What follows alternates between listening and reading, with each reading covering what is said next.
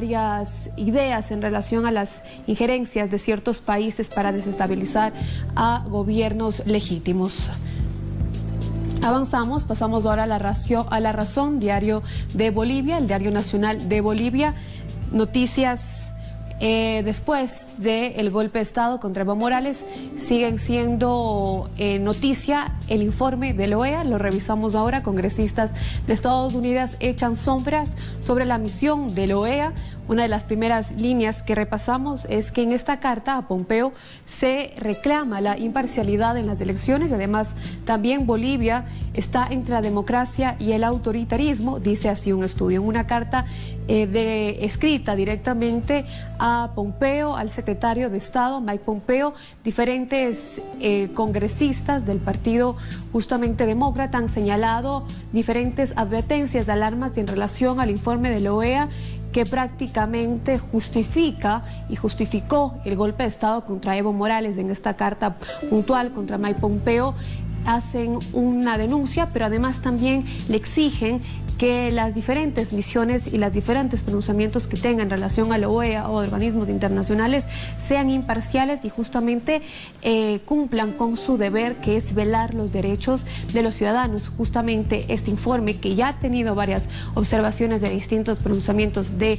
organizaciones internacionales, donde se devela que hubo irregularidades durante el proceso y además que justificaron en las elecciones el golpe de Estado contra Evo Morales. Lo vemos ahí, un nuevo pronunciamiento ahora de diferentes congresistas desde Estados Unidos, que hacen además referencia a uno de los estudios del New York Times, de un diario estadounidense que publicó también diferentes irregularidades al pronunciamiento de la OEA de ese entonces, que hizo esa visita y la observación a las elecciones las elecciones en Bolivia. Además, también la CIDH completa su equipo para investigar, luego de los comicios, la violación de derechos humanos en Bolivia. Claramente aquí se evidencia y se confirma lo que ya varios sectores y analistas han venido denunciando y resaltando: el golpe de Estado en Bolivia y las reiteradas violaciones de derechos humanos contra sus ciudadanos.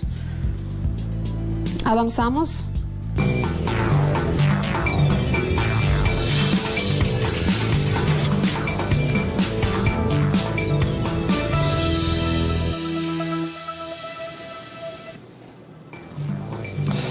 Bienvenidos, bienvenidas a Agenda Abierta, el programa de Telesur que analiza junto a ustedes la geopolítica, la actualidad noticiosa y también el enfoque sobre nuestra realidad. Ahora vamos a empezar con una pregunta que la proponemos a usted para que dialogue, para que se exprese y también participe en esta consulta. ¿Usted cree que Estados Unidos garantiza la paz mundial tras el anuncio de nuevas sanciones contra el presidente de Venezuela, Nicolás Maduro, y contra Irán? Ahí tiene en la pantalla usted, a través de nuestra cuenta de Twitter, @Telesur Agenda_A, Venezuela. Les planteamos la pregunta: ¿usted cree que Estados Unidos garantiza la paz mundial tras el anuncio de nuevas sanciones contra el presidente de Venezuela, Nicolás Maduro Moros, y contra Irán? Ya hay más de 20 votos en este momento. Hace poquísimos minutos se puso la pregunta y ya tenemos respuestas. 3 opciones: sí, no y no sé. Por supuesto, usted nos puede acompañar a través de nuestras redes sociales, @Telesur Agenda_A, y también a través de Instagram, @Agenda Abierta. Vamos con el siguiente reporte para explicar un poco más del tema.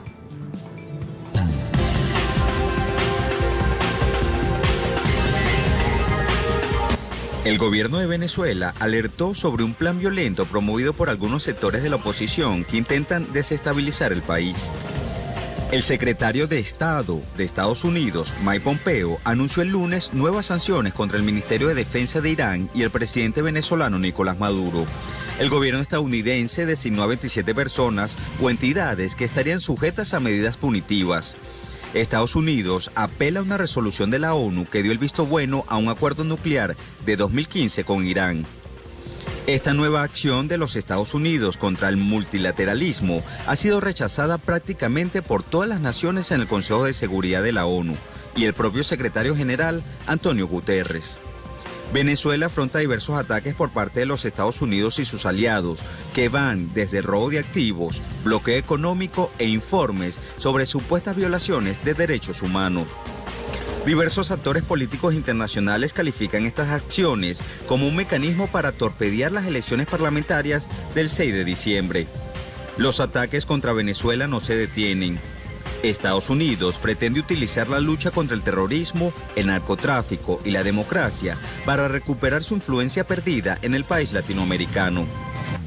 En este sentido, el presidente Nicolás Maduro, durante el 75º aniversario de la ONU, abogó por un cambio en el accionar de la organización respecto a estas acciones ilegales y unilaterales, y el martes denunció la preparación de grupos de mercenarios desde Colombia para atacar a Venezuela en las próximas semanas.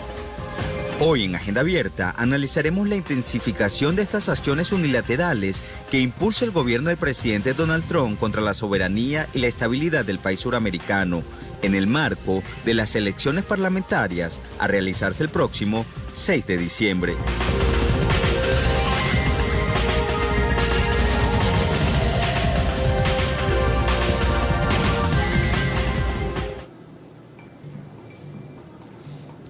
Y por supuesto sobre el tema hay varias reacciones y además registros editoriales y periodísticos en distintos portales. Vamos a empezar por el portal de BTV.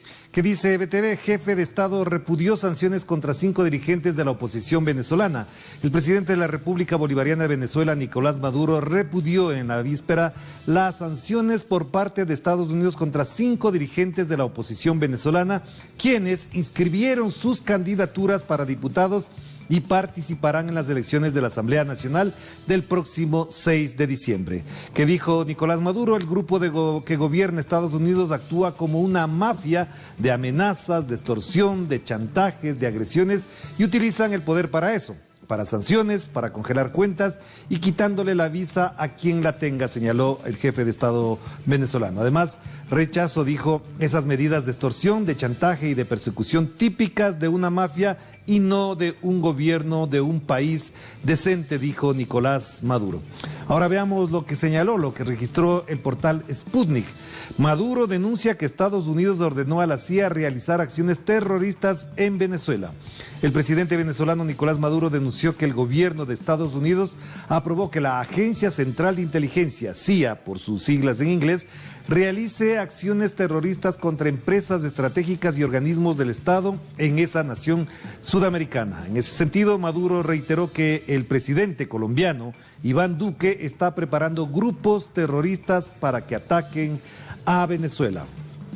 Y vamos a cerrar con lo que registró Hispan TV en su portal. ¿Qué dice Hispan TV? Venezuela califica a Duque de mentiroso sin parangón.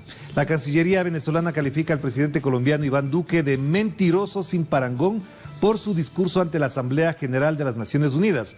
Jorge Arreaza, el canciller de Venezuela, ha insistido en que es imposible creer las palabras del presidente colombiano que este martes, en su intervención virtual en el 75º periodo de sesiones de la Organización de las Naciones Unidas, ha dicho que Venezuela lleva a cabo violaciones constantes de los derechos humanos. La comunidad internacional no es estúpida, señor Duque. Queda usted ante el mundo como un mentiroso sin parangón, señaló el canciller venezolano Jorge Arreaza. Para ampliar sobre este tema, tenemos desde Caracas en vivo a nuestro corresponsal en esa ciudad, en ese país, Leonel Retamal, quien ya se encuentra en contacto con nosotros. ¿Qué tal, Leonel? Qué gusto tenerte por acá. Explícanos cómo se ha vivido la reacción y las palabras del presidente Nicolás Maduro a propósito de estas supuestas acciones y sanciones de parte de Estados Unidos. Hola Orlando, gusto saludarte, muy buenos días. El día de ayer fue este día de denuncias, lo hizo en la tarde, lo ratificó el presidente Nicolás Maduro entregando la información exacta, que un grupo de la CIA habría sido autorizado para realizar este tipo de acciones de sabotaje y de violencia en el país para generar un clima que tiene como objetivo sabotear las elecciones próximas del 6 de diciembre.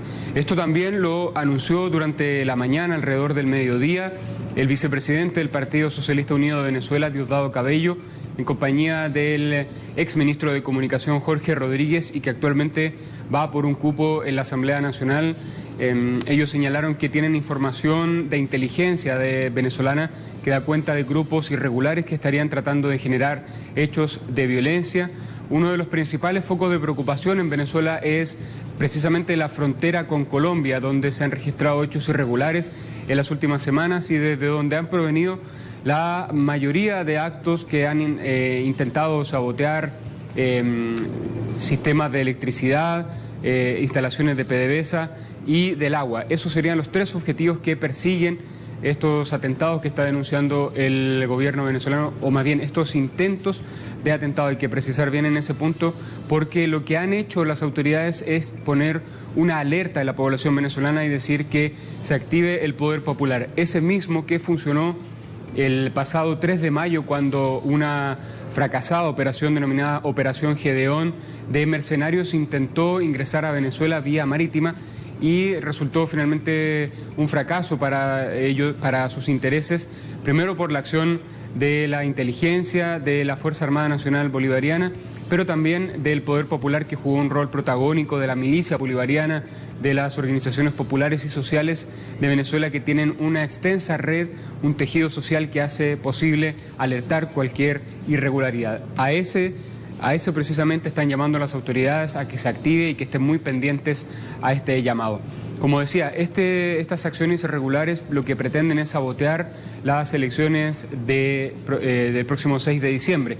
El día de ayer, sectores opositores que van a participar de estas elecciones dijeron que ellos esperan que se realice con total normalidad, ratificaron su llamado a que sean los propios venezolanos quienes den cuenta de sus problemas y de las soluciones a través de la vía electoral, y por lo tanto rechazaron cualquier acto de violencia o de desestabilización que se pudiera provocar en los meses venideros. Y por su parte las fuerzas chavistas dijeron que también apelan eso, que ellos esperan un acompañamiento internacional, pero que se apegue a lo que son los preceptos y la legislación interna de Venezuela, que está claramente establecida, los roles y funciones que tiene el acompañamiento internacional, especialmente pensando en la Unión Europea, que ha sido foco en los últimos días del interés tanto de la oposición como de las fuerzas chavistas, porque se espera una respuesta de parte de ellos si van a acompañar finalmente este proceso o no, o, como denunció el presidente Maduro, se van a dejar llevar por las presiones de Estados Unidos. Ese es más o menos el panorama que se está dibujando hoy aquí en Venezuela, Orlando. Leonel, tengo una última pregunta porque en consideración de lo que acabas de mencionar y también de lo que me informamos hace unos minutos, se le ha retirado la visa a algunos candidatos de la oposición venezolana por parte de los Estados Unidos en un símbolo de sanción por no cumplir o acatar lo que dispone Washington. ¿Cómo ha tomado la oposición estas sanciones inmorales, desde mi punto de vista, contra dirigentes políticos que lo que hacen es participar en un proceso electoral? ¿Cómo lo toma la oposición? Sí, el día de ayer grupos que forman una alianza denominada Alianza Democrática, en que participan partidos de larga data tradicionales de Venezuela como son Acción Democrática y COPEI, junto con partidos nuevos de corte progresista o socialdemócrata, rechazaron este tipo de sanciones, dicen que solamente vienen a enturbiar el ambiente electoral y que ellos tienen la convicción de seguir participando en el proceso, que no se van a dejar amilanar.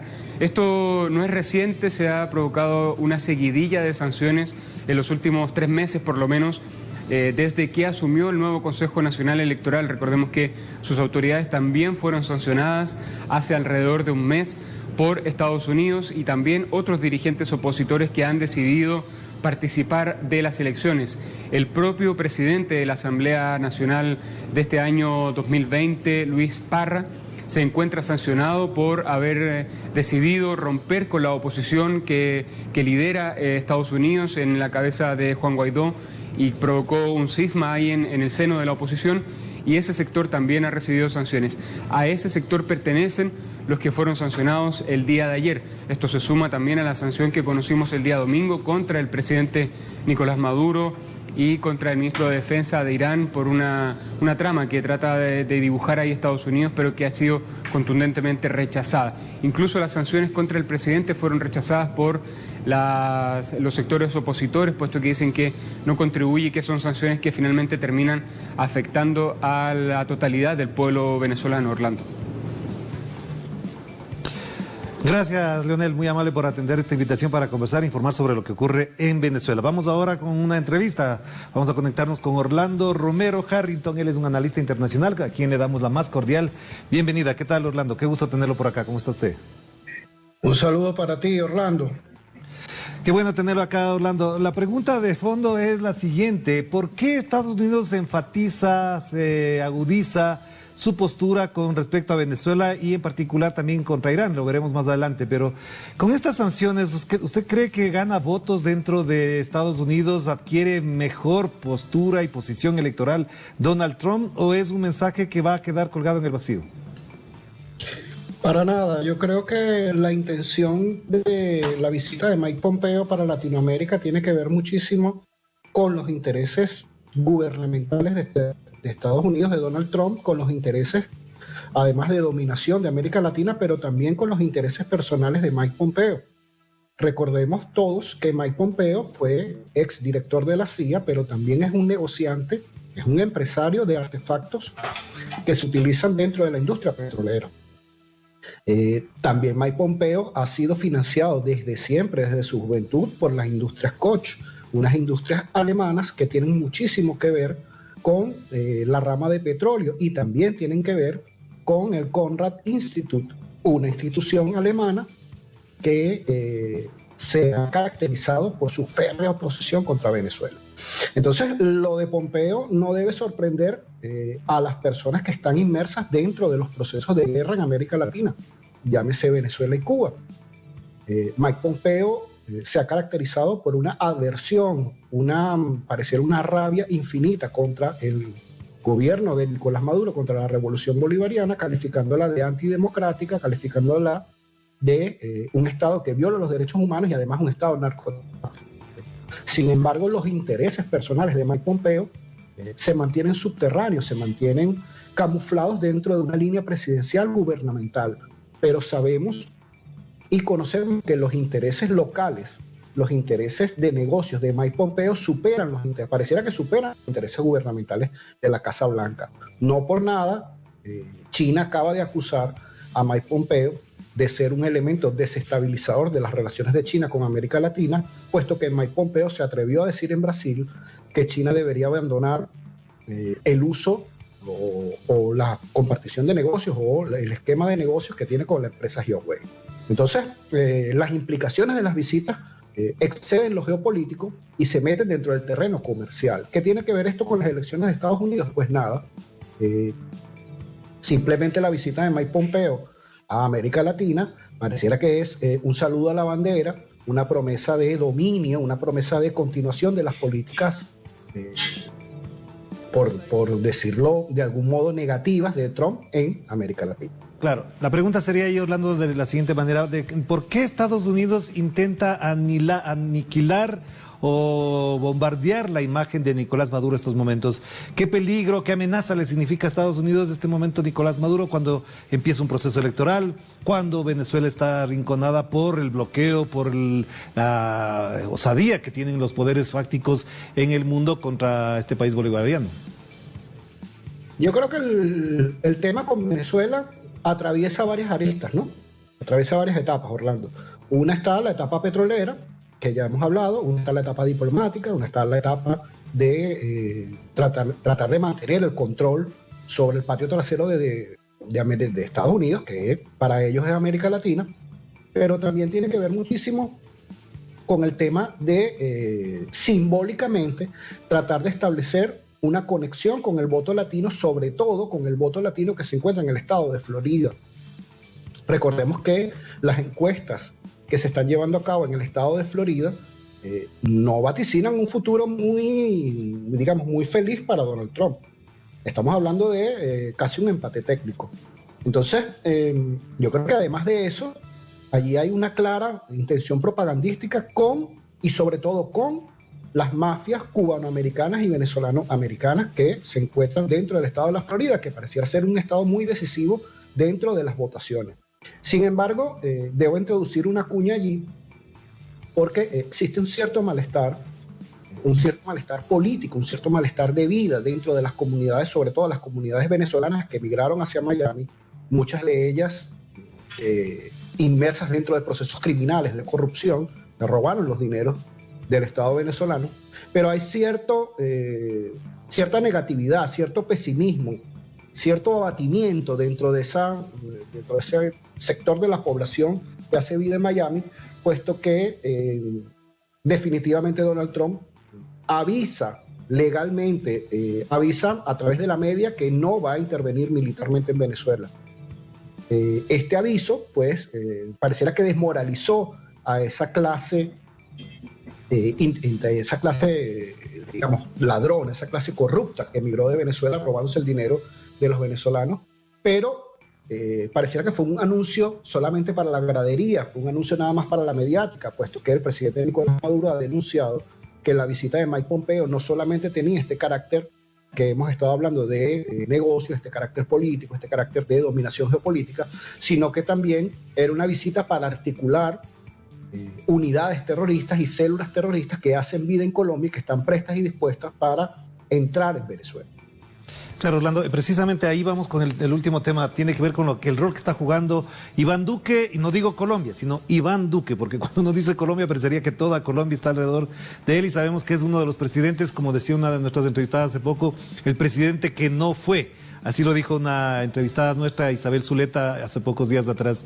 Si Iván Duque está jugando un rol protagónico en esto, ¿cómo va a quedar parado frente a la comunidad internacional este presidente, su política? Porque las acciones que desarrolla, además de infructuosas, que no le han dado resultados en los últimos 2 o 3 años, evidentemente lo que apuntan es a que él gane prestigio frente a Estados Unidos y no él frente a su propio país. Es decir, Duque no está ganando ningún prestigio frente a su país, sino solamente con los Estados Unidos.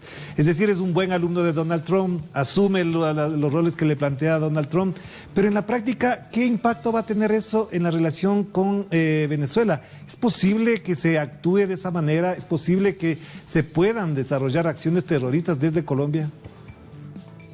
Sí, claro.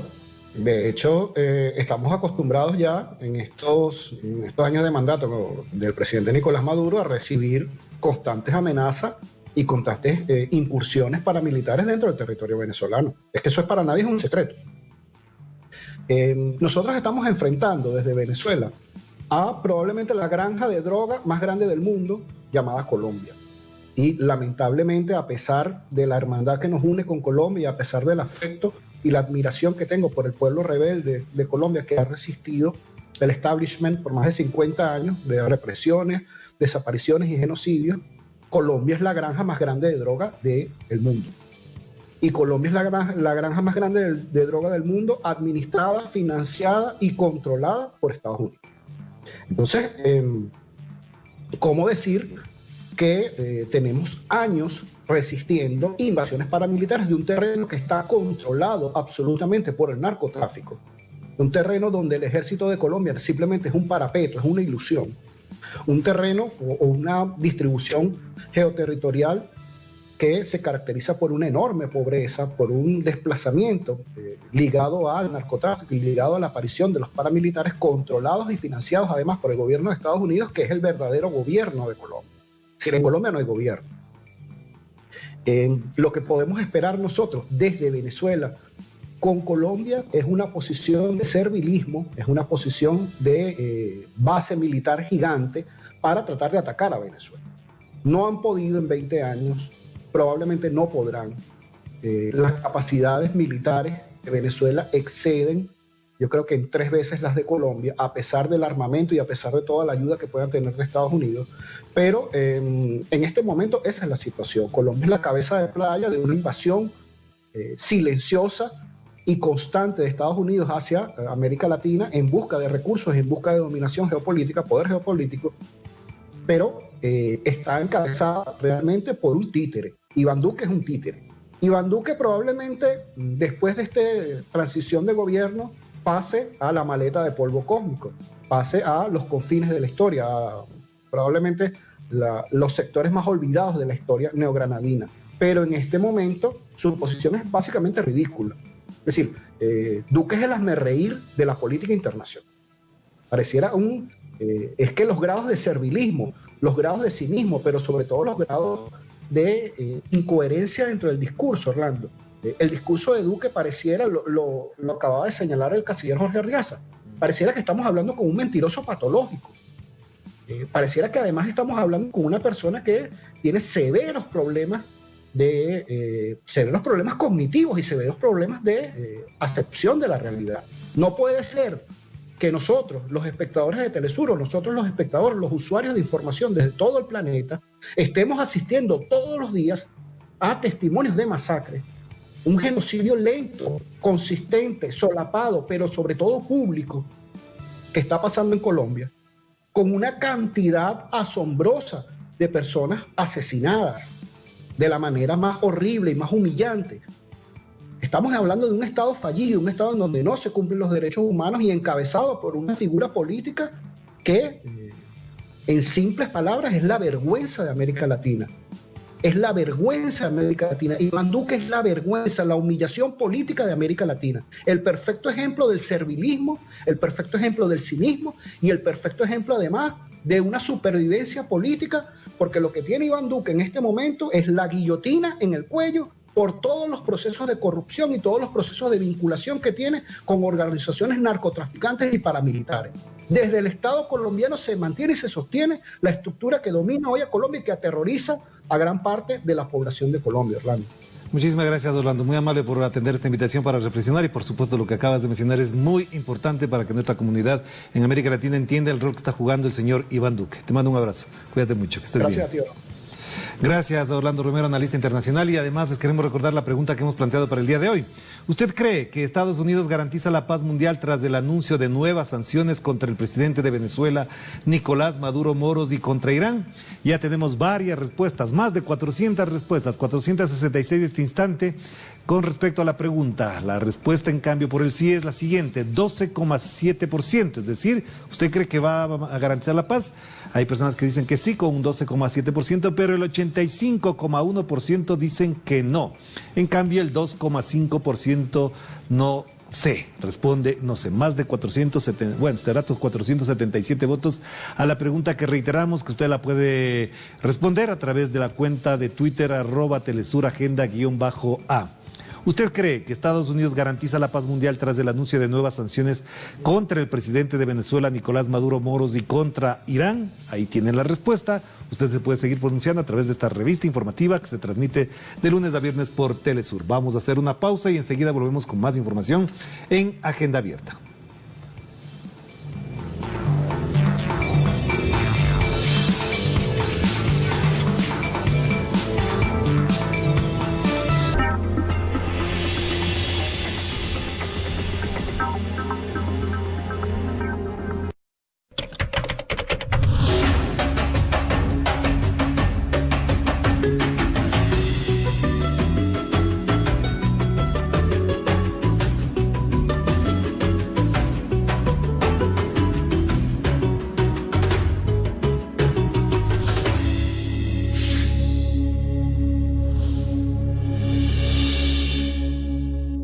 Cada miércoles traemos a tu pantalla el acontecer político, social y cultural de... Alexander Lukashenko fue juramentado como presidente de Bielorrusia luego de alcanzar su reelección con más del 80% de los votos. La agencia estatal Balta comunicó que la ceremonia de investidura se desarrolló en el Palacio de la Independencia en Minsk con la asistencia de funcionarios invitados. De esta forma, Lukashenko asume oficialmente su sexto periodo presidencial en medio de una situación de rechazo por parte de un minoritario grupo opositor y pretensiones injerencistas de la OTAN que han sido denunciadas por la propia capital rusa. Durante su discurso de investidura, Lukashenko subrayó el desarrollo tecnológico sanitario, defensa de la soberanía y preservación de la paz. En este día solemne, el presidente hace un juramento de lealtad a la patria y a la gente con un sentimiento especial. Hay mucho orgullo en esto para los bielorrusos, que han pasado las pruebas de fuerza con el honor, ante todo de sus convicciones. Lisandra Andrés desde Moscú nos trae más información. Saludos, Lisandra.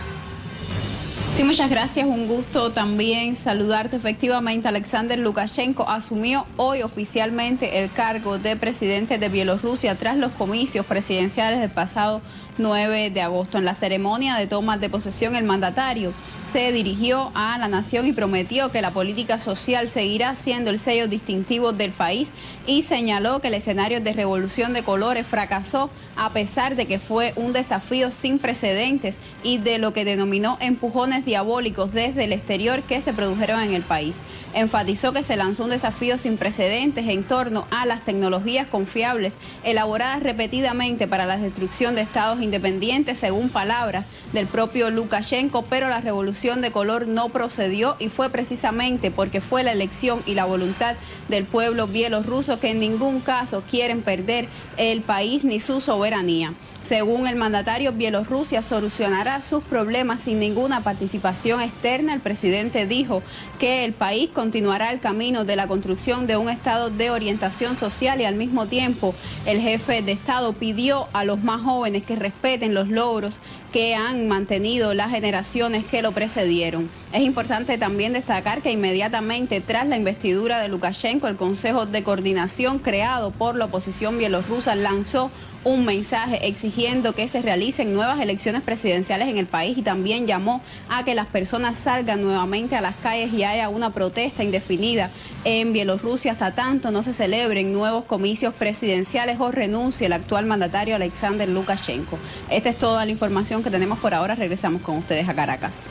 Muchas gracias, Lisandra. Un tema que tiene que ver con Rusia, pero desde Alemania. El opositor Alexei Navalny fue dado de alta este miércoles luego de 32 días de hospitalización en una clínica de Berlín por presunto envenenamiento.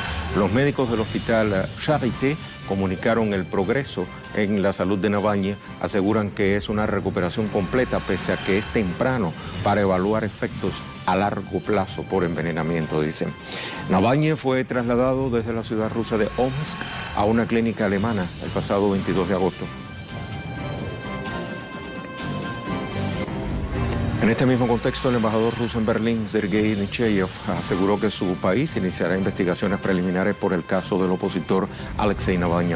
Agregó que el Kremlin sigue dispuesto a colaborar en la investigación de acuerdo con todos los mecanismos internacionales, pese a la falta de disposición del gobierno alemán de cooperar con Rusia. Del mismo modo, advirtió que no van a aceptar amenazas de sanciones por este caso.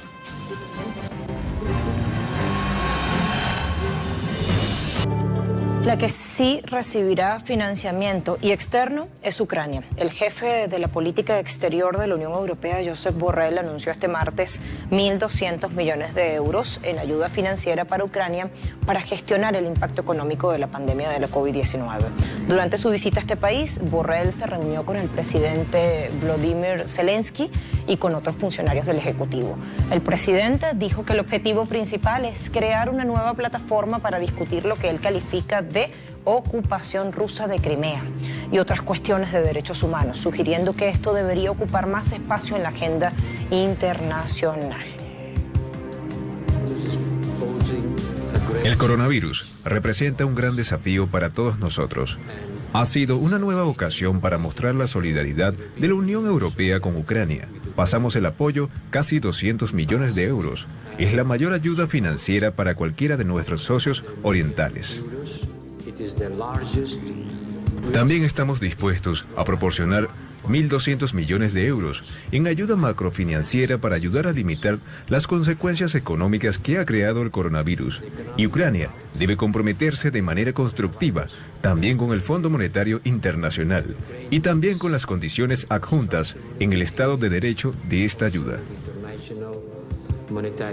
No se detiene el asedio de Estados Unidos contra el proyecto gasífero que impulsa Rusia en conjunto con Europa. Moscú condenó en esta jornada los planes de Estados Unidos de crear una coalición contra el gasoducto Nord Stream 2 en respuesta al supuesto envenenamiento del líder opositor ruso Alexei Navalny, quien ya salió de alta. Sergei Ryabkov, viceministro de Exteriores de Rusia, dijo a la agencia Interfax: Estados Unidos quiere imponer en el mercado ruso su gas de esquisto, que no es competitivo. Por motivos geopolíticos intentan privar a los consumidores europeos y a operadores económicos de la posibilidad de recibir los beneficios de una cooperación comprensible, transparente y de futuro con nosotros. Estados Unidos ahora quiere ampararse en el caso Navalny para frenar de una vez por todas al Nord Stream, proyecto al que se había opuesto desde un inicio. Las sanciones de Washington contra Moscú parecen tener un objetivo específico bajo la apuesta a America First. Estados Unidos busca imponerse en el mercado del gas europeo. Por eso, estas acciones coercitivas apuntan de lleno contra el proyecto Nord Stream 2, que duplicará el suministro de gas natural a Alemania y Europa en general, a través del Mar Báltico, reduciendo el tránsito a través de Ucrania. Con 2 tuberías podrán ser transportados anualmente unos 55.000 millones de metros cúbicos de gas natural desde territorio ruso hacia el viejo continente. Física de quien es considerado el poeta del pueblo, Pablo Neruda. Empezamos con detalles.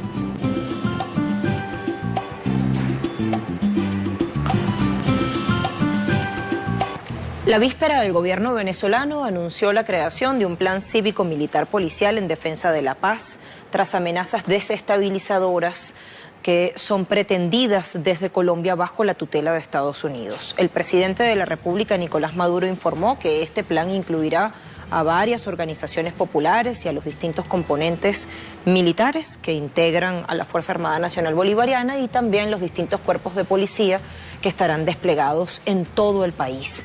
El mandatario reiteró la denuncia de la existencia de planes terroristas contra Venezuela desde Colombia con la coordinación del gobierno de Estados Unidos.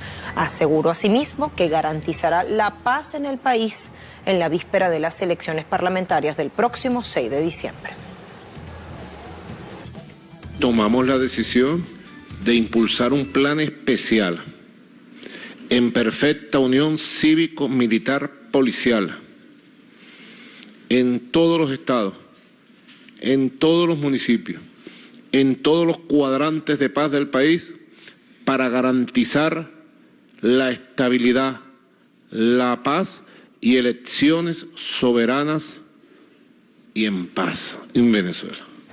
Al dar detalles de los planes de desestabilización que se orquestan nuevamente contra Venezuela, el presidente Nicolás Maduro explicaba que se preparan grupos mercenarios nuevamente en territorio colombiano y que llegarían las próximas semanas a Venezuela. Iván Duque está articulado a las bandas del narcotráfico de manera directa y ha colocado a las bandas de narcotráfico de La Guajira y de otros lugares, del norte de Santander, entre otros, para preparar a su grupo de sicarios y terroristas que vengan a atacar a Venezuela en las próximas semanas. Yo decía que por mucho que nosotros denunciemos nombre y apellido, coordenadas, no van a detener esos ataques. Ya lo hicimos. Tuvimos 6, 8 meses denunciando coordenadas, nombre y apellido. Y no detuvieron la incursión armada que salió de la Guajira colombiana y que fue neutralizada por la operación Negro Primero. El presidente de Venezuela también denunció que el gobierno de Donald Trump usa operaciones encubiertas de la CIA y de la DEA para ingerir en el país bolivariano. El gobierno de Donald Trump ha colocado a la DEA como organismo operador para el ataque contra Venezuela. Lo que es nuevo hoy no es que está la DEA involucrado hasta los tequeteques con los grupos del narcotráfico colombiano para atacar a Venezuela. Lo nuevo es que han aprobado que la CIA se involucre en operaciones encubiertas de carácter terrorista contra Venezuela. Le han dado la luz verde a la CIA para que venga con agentes directos a operaciones encubiertas terroristas contra objetivos petroleros, eléctricos, militares, electorales y otras acciones encubiertas sucias como las que acostumbra la CIA desde hace 60 años. Ya a finales de la semana antepasada, autoridades venezolanas habían capturado a un espía de nacionalidad estadounidense que se descubrió había trabajado en la guerra de Irak para la Agencia Central de Inteligencia y en Venezuela fue aprehendido infraganti intentando desestabilizar refinerías venezolanas. Esto es importante en este contexto También los distintos partidos políticos del país están en la carrera para las elecciones de diciembre y han reafirmado su disposición de resolver mediante los votos las diferencias políticas. Desde la ciudad de Caracas, nuestro corresponsal Leonel Retamal Muñoz con el informe. Sectores políticos opositores en Venezuela reafirman su disposición a medirse políticamente en las elecciones de diciembre. Rechazan, por tanto, los intentos de torpedear los comicios desde Estados Unidos y sectores opositores violentos. Solicitan que la Unión Europea se sume a acompañar el proceso electoral. Vemos con mucha preocupación que las instancias internacionales, sin duda alguna, vayan a tomar decisiones apresuradas. Los venezolanos tenemos que buscar la manera de solucionar los conflictos de los venezolanos. La ayuda internacional y la observación internacional siempre va a ser importante, va a ser fundamental. Pero repito, las convicciones que tenemos nosotros para la participación de este proceso es inquebrantable. Por su parte, los sectores chavistas aspiran a conseguir una amplia victoria en diciembre y coinciden en el llamado a la observación internacional, pero sin intervencionismo. Hemos invitado a casi todos los países del orbe agrupados en distintas instituciones o en distintos organismos multilaterales para que vengan a ver las características y las condiciones del sistema electoral venezolano. Ahora, lo que sí no podemos aceptar, porque en esta Constitución no dice que otro país puede decidir por las elecciones de Venezuela. Aquí no dice eso. O nombrar presidente. Todo ocurre en momentos en que voceros del chavismo denuncian intentos de generar hechos de violencia en el país y llaman al poder popular a estar pendientes de movimientos extraños que alteren las condiciones previas a las elecciones. Los organismos de inteligencia han detectado movimientos que indican a generar violencia, a atacar centros de PDVSA, a atacar centros de la electricidad, a atacar centros del agua, y nosotros queremos alertar al gran pueblo patriótico, pero especialmente al pueblo venezolano. Más de 14.000 candidatos están inscritos para los comicios que renovarán los curules el próximo 5 de enero de 2021. Leonel Retamal Muñoz, Telesur, Caracas, Venezuela.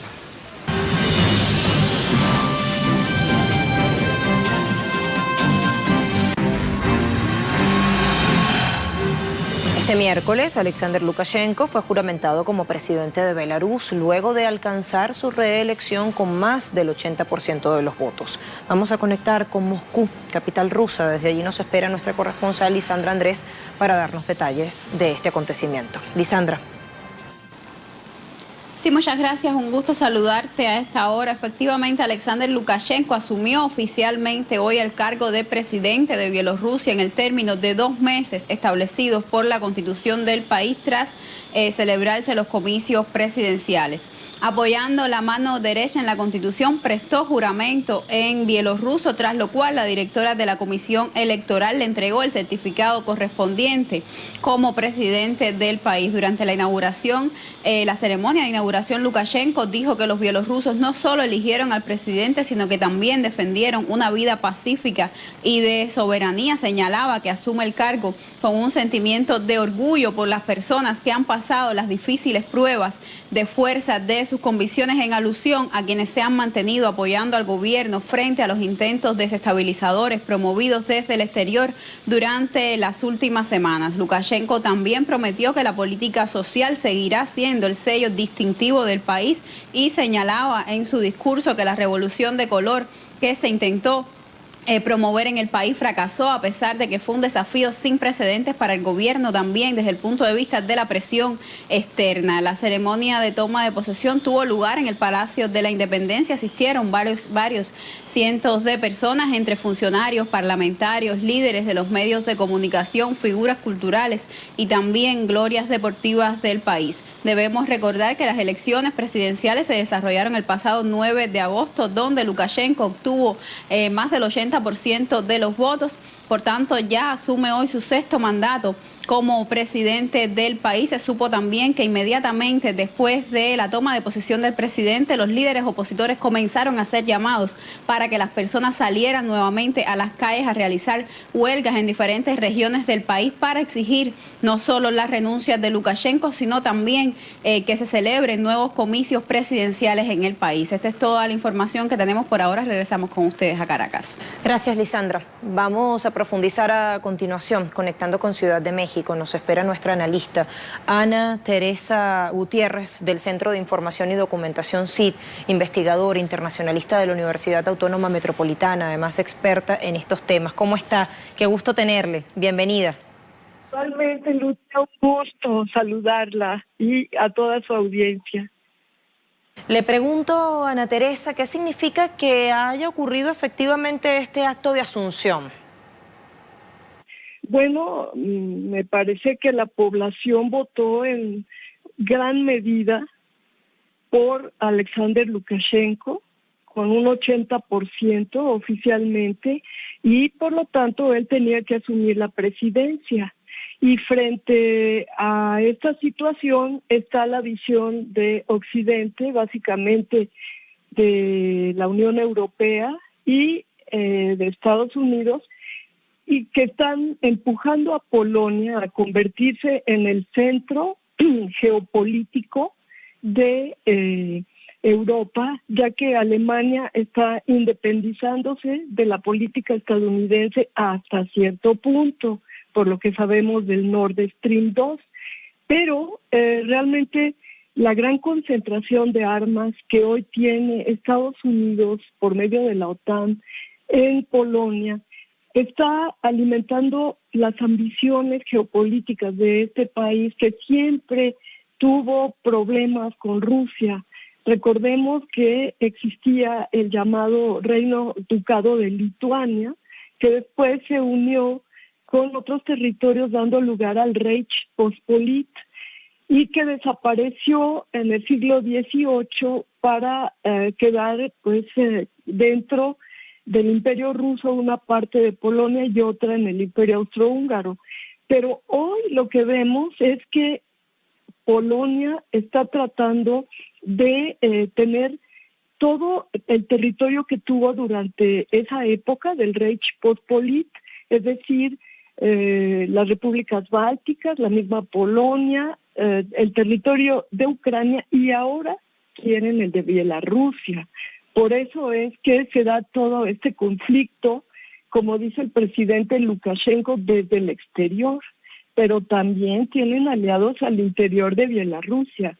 Esta burguesía incipiente que está creciendo en las ciudades, aunque no son oligarcas, como en otros estados de Europa del Este, pero sí es una burguesía a la que le conviene destruir el estado de bienestar que preservó Lukashenko durante todos estos años y que hoy quiere más bien tratos con la Unión Europea y con Estados Unidos para llegar a tener pues una gran posición económica.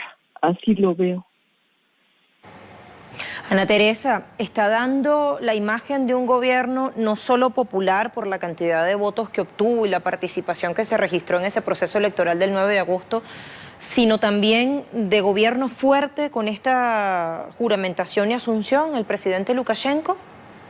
Por supuesto, porque Bielorrusia realmente, como decía, conservó su industria y no dejó Lukashenko que hubiera oligarcas así llamados, los que se quedan con el botín de las empresas estatales.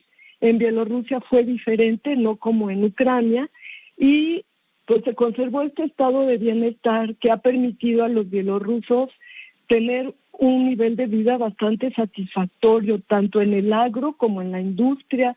Tenemos que Bielorrusia tiene grandes partes industriales que además están muy conectadas con Rusia, pero además es un estado de la Unión junto con Rusia y por lo tanto Lukashenko está fuerte a pesar de este sector interno de Bielorrusia que obedece como decía, a los intereses del exterior que quisieran crear junto con Polonia, Ucrania y los estados bálticos, más el territorio de Bielorrusia, un cordón sanitario hacia Rusia y además enfatizar el problema de que ha subrayado el supuesto envenenamiento de Navalny, de evitar que Rusia le venda a Europa la mayor parte del gas, porque este negocio lo quiere Polonia. Ya sabemos que tiene ahí una central de distribución de gas licuado estadounidense.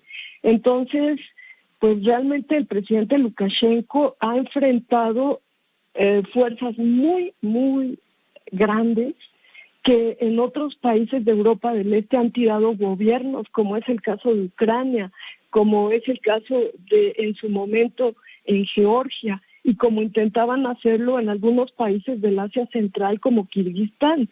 Pero Lukashenko, con el apoyo de Rusia, y totalmente legal, porque son, como decía, un Estado, y sabemos, ¿no?, el Estado de la Unión, ha superado esto, y desde luego, pues, hay fuerzas al interior y al exterior que no están de acuerdo, pero bueno, la legalidad es la legalidad. Ahora, vista la importancia geopolítica que tiene Bielorrusia, Ana, ¿podríamos pensar que cesará lo que el gobierno de Lukashenko desde el primer momento ha denunciado como un intento de desestabilización, de reedición de las mal llamadas revoluciones de colores que hemos visto en varios países? Exactamente, las revoluciones de colores que tienen al teórico estadounidense Gene Sharp detrás, ¿no? Y que han tenido mucho éxito en países como Ucrania y los han deshecho prácticamente y han dejado a la población en un nivel de pobreza extrema. Bueno, yo creo que sí van a seguir los intentos, porque así como vemos sistemáticamente contra Rusia el caso Skripal de supuesto envenenamiento, el caso actual de Navalny, es decir, que esta guerra híbrida que ha empezado desde el fin de la Guerra Fría contra Europa del Este, contra países que fueron países repúblicas federadas soviéticas, esta guerra va a seguir, pero aquí lo importante es que también Lukashenko se afirme y haga cambios en la Constitución, como ya está planeando hacerlo, y siga elevando el nivel de bienestar de la población y siga con sus nexos con Rusia. No permita que estas fuerzas destruyan la economía y la privaticen, porque todo el programa de la oposición es privación de paraestatales y entrega de los recursos naturales a la Unión Europea y a Estados Unidos. Entonces, en ese sentido, sí van a seguir las provocaciones, como siguen con respecto a Ucrania contra Rusia, como siguen los lituanos queriendo intervenir a través del Consejo Europeo, del Parlamento Europeo, en Bielorrusia, pero bueno, la guerra es la guerra y hay que enfrentarla y de la mejor manera. Ana Teresa, muchísimas gracias por este tiempo, por su análisis. Lucía, un gusto saludarla y volverla a ver. Mucho gusto. Hasta luego. Hasta la próxima. Despedimos a nuestra invitada.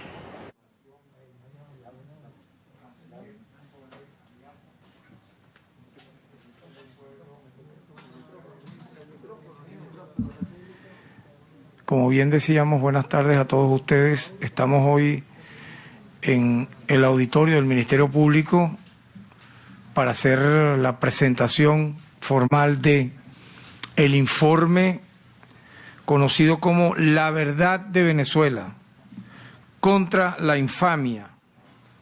Como pueden acá observar, un trabajo realizado de manera conjunta, en equipo, como corresponde según el principio de cooperación entre poderes públicos.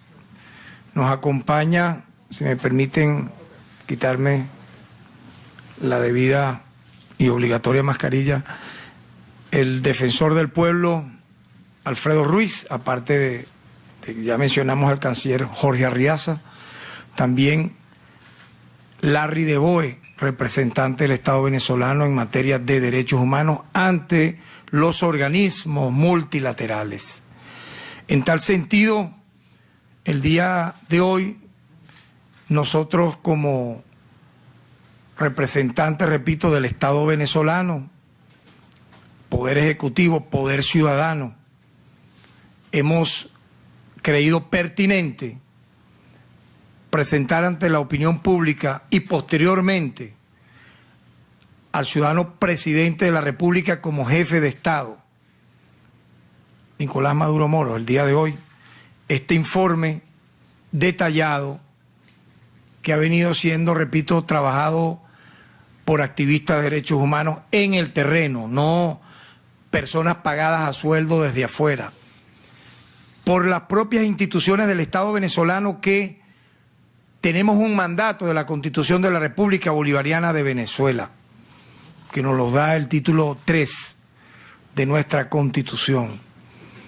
Trabajar en Venezuela, en el terreno, ante el sistema de justicia, cualquier acción que atente en contra de los derechos humanos de los venezolanos y buscar su ejemplar sanción y eficaz sanción.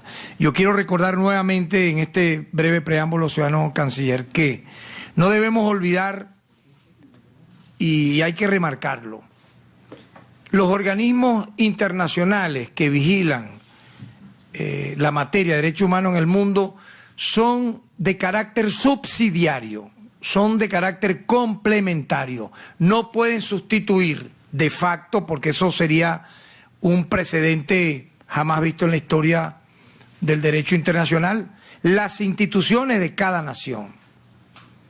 Repito, son de carácter subsidiario, de carácter complementario. Somos nosotros, en este caso, Ministerio Público, Defensoría del Pueblo, Defensa Pública, Tribunales Penales Ordinarios, organismos competentes en materia del sistema de justicia, los que estamos mandatados y tenemos la responsabilidad de investigar, perseguir y sancionar, como en efecto este informe de manera abundante lo revela, y también como los informes que se le ha entregado a la alta comisionada de Derechos Humanos de Naciones Unidas, la presidenta Bachelet y su equipo aquí trabajando en el terreno con el Estado venezolano, ha estado informado.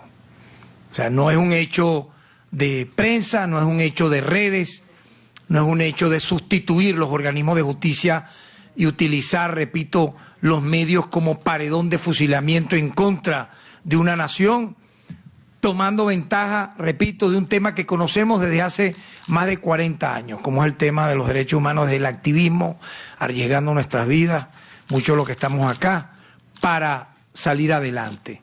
No es así.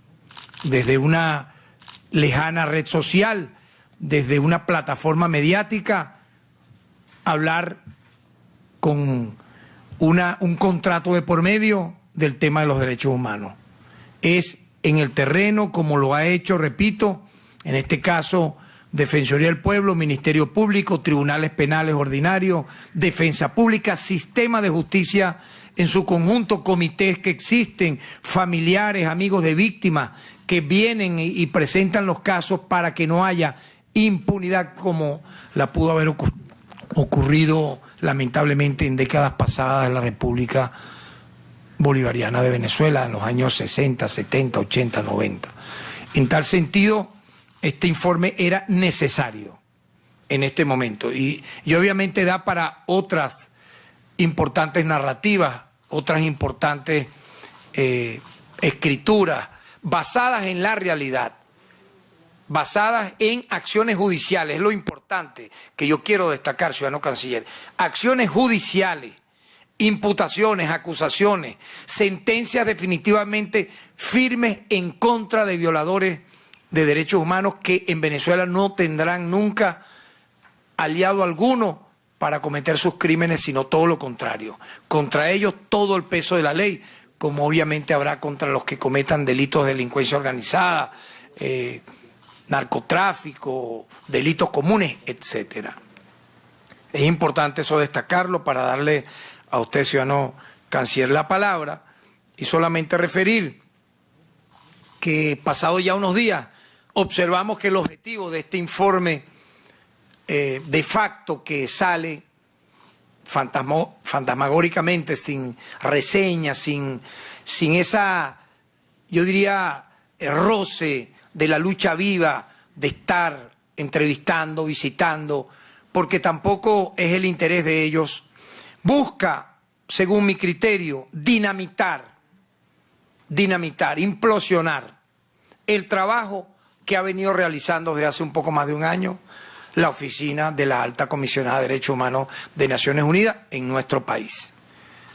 Es como sabotearle esa actividad, cosa que nos parece de una total, no solo descortesía, sino que violenta incluso y contradice los propios principios de Naciones Unidas en materia de derechos humanos. Que mientras esté aquí la Oficina de la Alta Comisionada de Derechos Humanos trabajando en el terreno, yendo incluso, como lo han estado en la frontera, en centros de detención, conversando con víctimas, con familiares, con autoridades del Estado venezolano, con miembros de la ONG, etcétera. Mientras está haciendo ese trabajo, de pronto aparece esta comisión ad hoc pagada y financiada y promovida por el Grupo de Lima, que obviamente es un grupo abiertamente enemigo del pueblo de Venezuela, para querer sustituir este trabajo. Por lo tanto, ciudadano canciller, cedemos la palabra para que usted pueda desarrollar a nivel de lo que implica la diplomacia venezolana, repito, y lo que implica el conocimiento también de todos estos organismos multilaterales, el trabajo que hemos hecho de manera conjunta en este informe. Muchas gracias, ciudadano fiscal general de la República, señor defensor, señor director ejecutivo del Consejo de Derechos Humanos y representante de Venezuela en los organismos multilaterales, pueblo de Venezuela, medios de comunicación. Me voy a permitir retirarme también la mascarilla y el fiscal se acaba de colocar la suya, que es el protocolo necesario en estos casos. Y bueno, es muy importante. El día sábado, desde esta misma tribuna, decíamos que el Estado venezolano, que no el gobierno, aquí está el poder ciudadano y el poder ejecutivo, en coordinación con el poder judicial, bueno, dando respuesta a los ataques que contra Venezuela se hacen, utilizando como arma política los derechos humanos de las venezolanas y los venezolanos. Es importante, en consecuencia, compartir con el pueblo, lo decíamos el sábado, lo que el sábado aquí se expuso era una primera entrega que íbamos a sistematizar para poder definitivamente demostrar la invalidez de ese llamado informe de determinación de hechos. Y que no es un informe de Naciones Unidas, que así lo hemos visto en los titulares de la prensa internacional. Ningún consejo, ninguna instancia de Naciones Unidas ha votado para aprobar ese informe.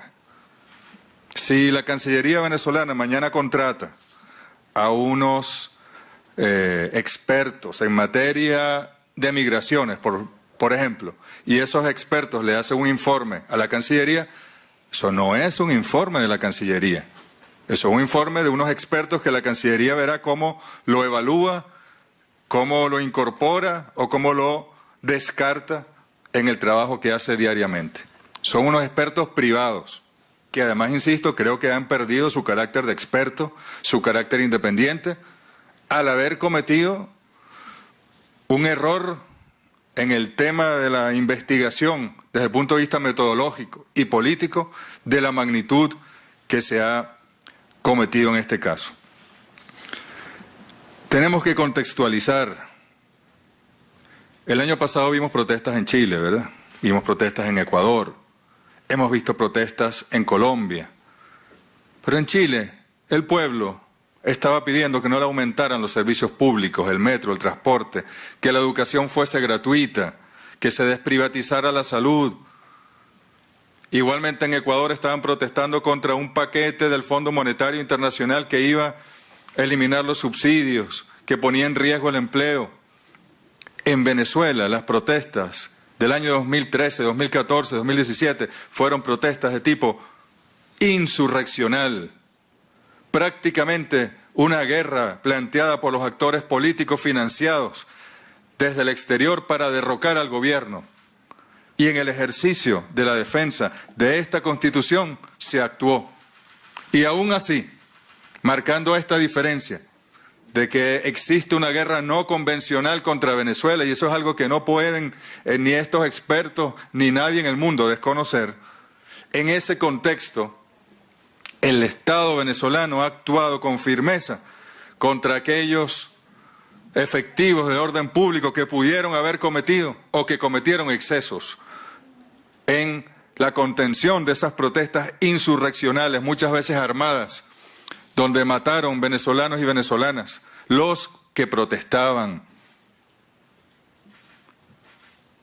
Eso hay que tomarlo en consideración. No se puede emular una protesta en un país porque hay discrepancias sobre quién ganó la elección, si fue legítima o no legítima una elección en un país X, a una protesta que pretendía tomar el poder por la fuerza, como ya lo hicieron en el año 2002.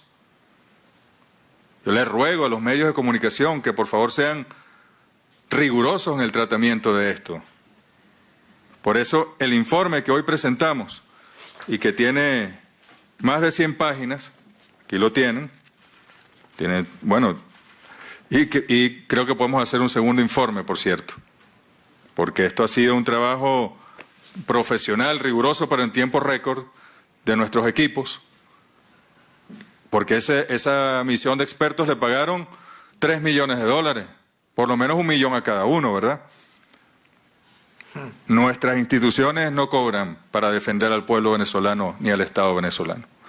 Y lo han hecho en tiempo récord, y yo agradezco a los equipos del Ministerio Público, de la Defensoría del Pueblo, del Consejo de Derechos Humanos, de la Cancillería, por este insumo tan importante que vamos a entregarle hoy al presidente de la República, pero que mañana mismo estaremos entregando al representante, el coordinador nacional de Naciones Unidas en Venezuela, y mañana al presidente Maduro, en conversación que está ya agendada dentro del marco de la agenda de la Asamblea General de las Naciones Unidas, conversará con el secretario general de Naciones Unidas y le hará entrega virtual en videoconferencia, y nuestro embajador ante Naciones Unidas, Samuel Moncada, estará entregando físicamente este informe, que se está traduciendo ya a varios idiomas, y se lo entregaremos al cuerpo diplomático, y nuestros embajadores en el mundo se lo entregarán a las cancillerías del mundo, y se lo entregaremos a la Unión Europea, y el embajador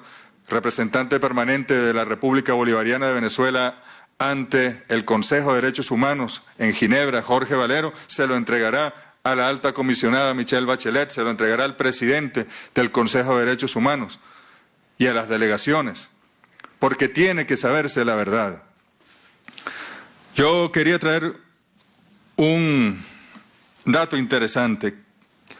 En el Consejo de Derechos Humanos se discuten resoluciones. Una delegación, 2 delegaciones presentan un proyecto de resolución como una ley en una asamblea o en un congreso, y luego hay una votación. En el Consejo de Derechos Humanos hay 47 estados integrantes que son elegidos por la Asamblea General de las Naciones Unidas, donde están los 193 estados. Venezuela fue elegida el año pasado, ustedes lo recordarán. El año pasado, el día 27 de septiembre, después que ya se había anunciado la renovación de la resolución con la que veníamos trabajando desde el año 2018, con el Consejo de Derechos Humanos, con la Oficina de la Alta Comisionada de los Derechos Humanos, y que se iba a renovar, se iba a ampliar la presencia de esa oficina en Venezuela, y efectivamente así fue.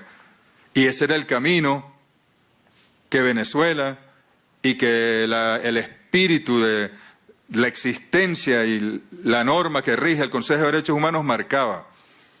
La cooperación con la oficina, que es la oficina ejecutiva, por decirlo de alguna manera, que va al terreno, que manda los equipos, que hace los informes, de la alta comisionada, que ustedes recordarán estuvo en Venezuela también el año pasado, y emitió un informe que nosotros desde distintas instancias, bueno, rebatimos en parte, otras recomendaciones las hemos acogido, pero con respeto, con cooperación como la base de esa relación. El día 27 de septiembre se presenta entonces la votación de una resolución de este grupo de países cartelizados contra Venezuela. Por eso les digo, no podemos ignorar el contexto del ataque multiforme contra nuestro país. Además, recordemos, por favor, amigos de los medios de comunicación, venezolanos, venezolanas, el mundo que nos escucha, qué estaba ocurriendo en Venezuela el año pasado, qué estuvo ocurriendo en Venezuela desde el 10 de enero del año 2019, el 23 de enero, el 23 de febrero, el 30 de abril. O sea, no se puede ser ingenuo en el tratamiento del tema de los derechos humanos en un país agredido como Venezuela. 27 de septiembre, entonces, se presenta una resolución innecesaria, porque ya se estaba trabajando con una resolución seria, rigurosa, a pesar de las diferencias y de las discrepancias. Pero hemos mantenido y mantendremos el trabajo con la oficina de la alta comisionada. Acabamos de firmar una renovación, una ampliación, se ha triplicado el personal de la oficina en Venezuela. No confundamos entonces el trabajo de la alta comisionada y su oficina en Venezuela con este adefesio, iba a decir otra palabra indebida. Les ruego así que el tratamiento sea riguroso, porque hay confusión. Bueno, yo les voy a decir, en la votación hubo 19 países que votaron a favor de esta resolución, 21 países que se abstuvieron, o sea, hubo más abstenciones que votos a favor, y 7 países que votaron en contra, es decir, hubo 28 votos que no avalaban la resolución y 19 que sí. Pero las normas del Consejo de Derechos Humanos dicen que las abstenciones no se suman y entonces finalmente se da por aprobada la resolución. ¿Quiénes votaron? Yo quiero que ustedes escuchen esto. ¿Qué países votaron a favor de esta resolución? Argentina, el año pasado, el gobierno argentino del señor Macri, atacaba a Venezuela y desconocía el gobierno venezolano. Australia no reconoce el gobierno venezolano y está en los ataques. Austria también. Brasil, Grupo de Lima. Bulgaria tampoco reconoce. Chile, Grupo de Lima. Croacia tampoco reconoce. República Checa tampoco reconoce. Dinamarca tampoco reconoce. Hungría tampoco reconoce. Islandia tampoco reconoce. Italia, un caso ahí moderado porque ni reconoce ni no reconoce. Pero no nos reconoce, no reconoce al presidente Maduro, ni reconoce al otro que se autoproclamó en el medio de la calle. Japón no reconoce al presidente Maduro. Perú, Grupo de Lima. Eslovaquia no reconoce. España no reconoce. Ucrania no reconoce. Y el Reino Unido de la Gran Bretaña e Irlanda del Norte no reconoce. Esto no es un ataque entonces.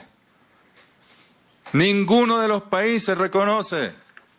O reconocía en su momento, hay unos que cambiaron porque hubo elecciones y volvieron al respeto a esta carta, la Carta de las Naciones Unidas y la voluntad del pueblo venezolano. Aquí queda claramente dibujado el ataque contra Venezuela. Esto no lo dicen en los reportes ni de EFE, ni de AFP, ni de AP, ni de Euronews, ni de CNN, ni de Reuters, porque descontextualizan. Insisto, las protestas en Venezuela no son equiparables a las protestas que ha habido por reivindicaciones sociales, estudiantiles, laborales, por pensiones, por servicios públicos en otros países. Aquí ha habido un golpe de Estado continuado contra la República y una política de cambio de régimen desde Washington, el más poderoso de los imperios que se ha conocido contra Venezuela. Y ayer estaban sancionando al presidente Maduro otra vez. ¿Por qué? Ya ni recuerdo, ya uno pierde la cuenta ya.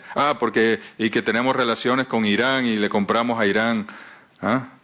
Y ellos que están violando la resolución que en Naciones Unidas se aprobó en su momento con la creación del grupo de países en la negociación con Irán para el tema nuclear, ellos que se retiraron unilateralmente, entonces ahora sancionan a Irán, sancionan a Venezuela porque les da la gana. Es un ataque multiforme, multidimensional. Aquí en este informe se explica claramente desde los golpes de Estado, las guarimbas, el terrorismo, las incursiones mercenarias, las declaraciones, las acciones que ha hecho el gobierno y los gobiernos estos cartelizados mandados por Estados Unidos contra Venezuela. O sea, desconocer eso es absurdo, es poco profesional. Una de las señoras, pues ya sabemos que aquí hay también un perfil de los señores los tres, la señora y los dos señores que incorporan esta misión de expertos fuera de Naciones Unidas. Y bueno, estos señores tienen unos perfiles que deben revisarlo los medios de comunicación. El señor chileno, ya lo dijimos el sábado, el señor Cox, bueno, ha defendido agentes de la dictadura de Pinochet. El otro señor, si no me equivoco, es de un instituto global, es decir, financiado por la Unión Europea. La señora de Portugal, por cierto, 3 países que no reconocen a Venezuela y que están en el ataque: Chile, Portugal y el Reino Unido. ¡Oh casualidad! ¡Oh qué coincidencia que son esos países! Y no los otros 150 países que reconocen al gobierno venezolano. La señora esta mañana, señor fiscal, no sé si ellos hicieron una rueda de prensa innecesaria la semana pasada para levantar el ambiente contra Venezuela, lo hicieron un día antes de la reunión del grupo de contacto, para sabotear la observación electoral de la Unión Europea en Venezuela, para dañar el proceso electoral en Venezuela. Y hoy es que les correspondía entonces hacer formalmente la presentación en el Consejo de Derechos Humanos, lo hicieron. Y la señora portuguesa entonces dio un solo dato. Dice ella que, ¿en qué año fue lo de Barlovento? En el año 2016. 2016, como ustedes saben, hubo un evento en Barlovento que el defensor del pueblo en su momento, Tarek William Saab, y que el Estado venezolano investigó y determinó las responsabilidades allí inmediatamente. Bueno, ahora 12 personas fallecieron allí, ¿verdad? Correcto. Muy doloroso. Y se investigó y están sancionados y están condenados y están tras la reja los responsables. Pero la señora dice que no son 12, que son 17. Y que hay 5 cuerpos desaparecidos. Eso es mentira, señora. ¿Dónde está la denuncia? ¿Qué familiar ha denunciado? ¿Quién ha venido? ¿Qué víctima? ¿Qué amigo de la víctima? ¿Qué compañero de la víctima ha venido a decir que en esa situación hubo otras personas que fallecieron y que no han aparecido sus cuerpos? El único dato que dio. Pero vayamos entonces, si me permiten, vayamos directamente a los gráficos, compañeros, porque teníamos una explicación del informe en sí mismo, pero ya le he dado con nuestras palabras. El 85%, ese gráfico lo estábamos trabajando en este momento y lo vamos a incorporar.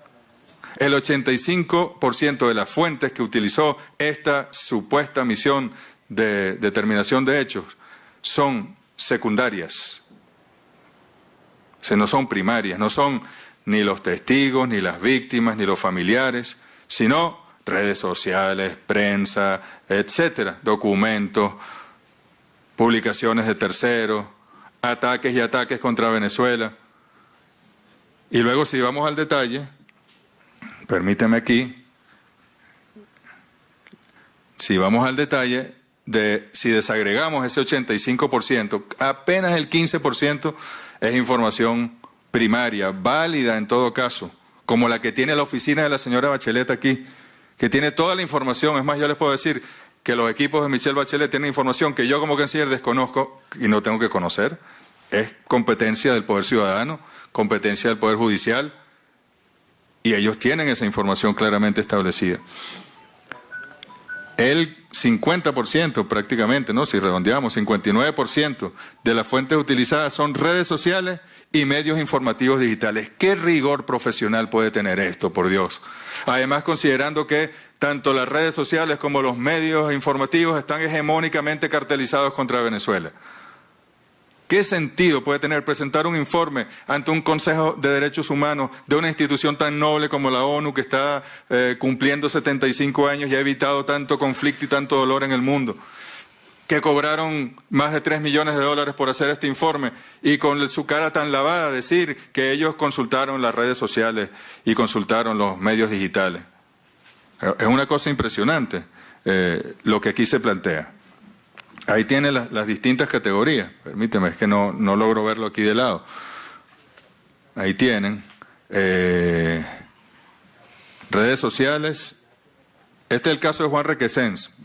El otro día presentamos un video de Juan Requesens, ¿verdad? Donde él dijo que se le había tratado bien, que no hubo maltratos, que iba para el gimnasio, que tenía todas sus comodidades, que tenía libros, que tenía todo, ¿no? Bueno, en el caso de Juan Requesens, las fuentes utilizadas por esta misión fueron en un 83% redes sociales y medios informativos digitales. Pero no fueron capaces ni siquiera de pedirle al equipo de la oficina de la alta comisionada en derechos humanos que les prestara o que en la cooperación que debe existir en ese cuerpo les diera esa información. Tampoco debía la oficina hacerlo desde nuestro punto de vista, pero creo que tampoco ni siquiera hicieron ese gesto. El caso de Leopoldo López, 43% fueron medios digitales y 35% fueron redes sociales. Es decir, el 78% de los datos que ellos dan y cómo motivan y cómo dicen que se torturó a Leopoldo López y que él era un defensor de los derechos humanos y de la libertad de Venezuela y lo encarcelamos injustamente en unas protestas reivindicativas por el bien de la patria. Eso que ellos dicen allí, bueno, lo sustentan con el 78% en redes sociales y medios informativos. Antonio Ledesma, el 78% también. Medios informativos digitales, 48% y 30% redes sociales. ¿Qué validez se le puede dar? ¿Qué validez se le puede dar a esto? Yo, como no vamos a repetir los argumentos del día sábado, nuestro embajador ante Naciones Unidas hoy ha dado también una respuesta ante el Consejo de Derechos Humanos en Ginebra. Jorge Valero ha dado una respuesta. Solo quiero insistir en no descontextualizar. Septiembre de 2019, la agresión contra Venezuela, la agresión a través de la presión de imponer un gobierno de facto que nadie eligió y que no está en esta Constitución en ninguna parte, la presión a través de la utilización de Naciones Unidas con aquel tema de la ayuda humanitaria, aquellos eventos de Cúcuta, las agresiones, golpe de Estado frustrado el día 30 de abril, sin muertos, por cierto, donde salió uno a refugiarse en una embajada y otro a refugiarse en otra. Hasta militares, desertores, traidores se refugiaron en embajadas del Grupo de Lima o de los países de la Unión Europea que no nos reconocen, los que aprobaron esta resolución. Esto no son coincidencias, querido pueblo de Venezuela, y así debe entenderse. Ahora ellos dicen, no nos dejaron entrar, no, eso no es así.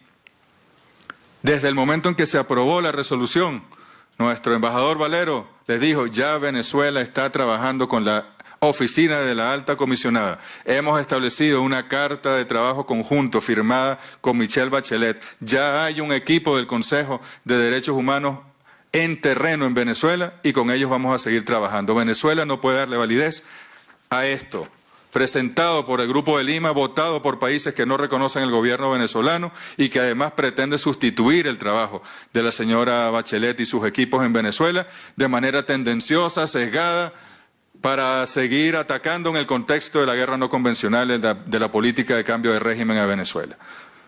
Se le dijo formalmente y a cada vez que enviaban una comunicación se les enviaba el mensaje, señores, hablen con la alta comisionada, estamos trabajando con ella, coordine la información sobre Venezuela, la maneja el equipo de la alta comisionada y nosotros no podemos aceptar un ataque y avalar un ataque contra Venezuela de esa magnitud.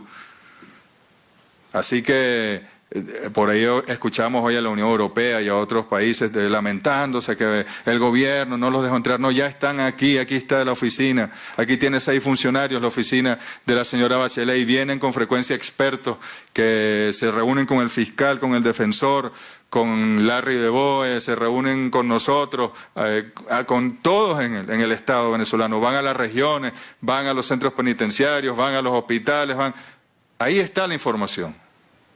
Así que también es descontextualizar y refugiarse en una excusa de forma decir que no se le dé ingreso. No, eso no es así.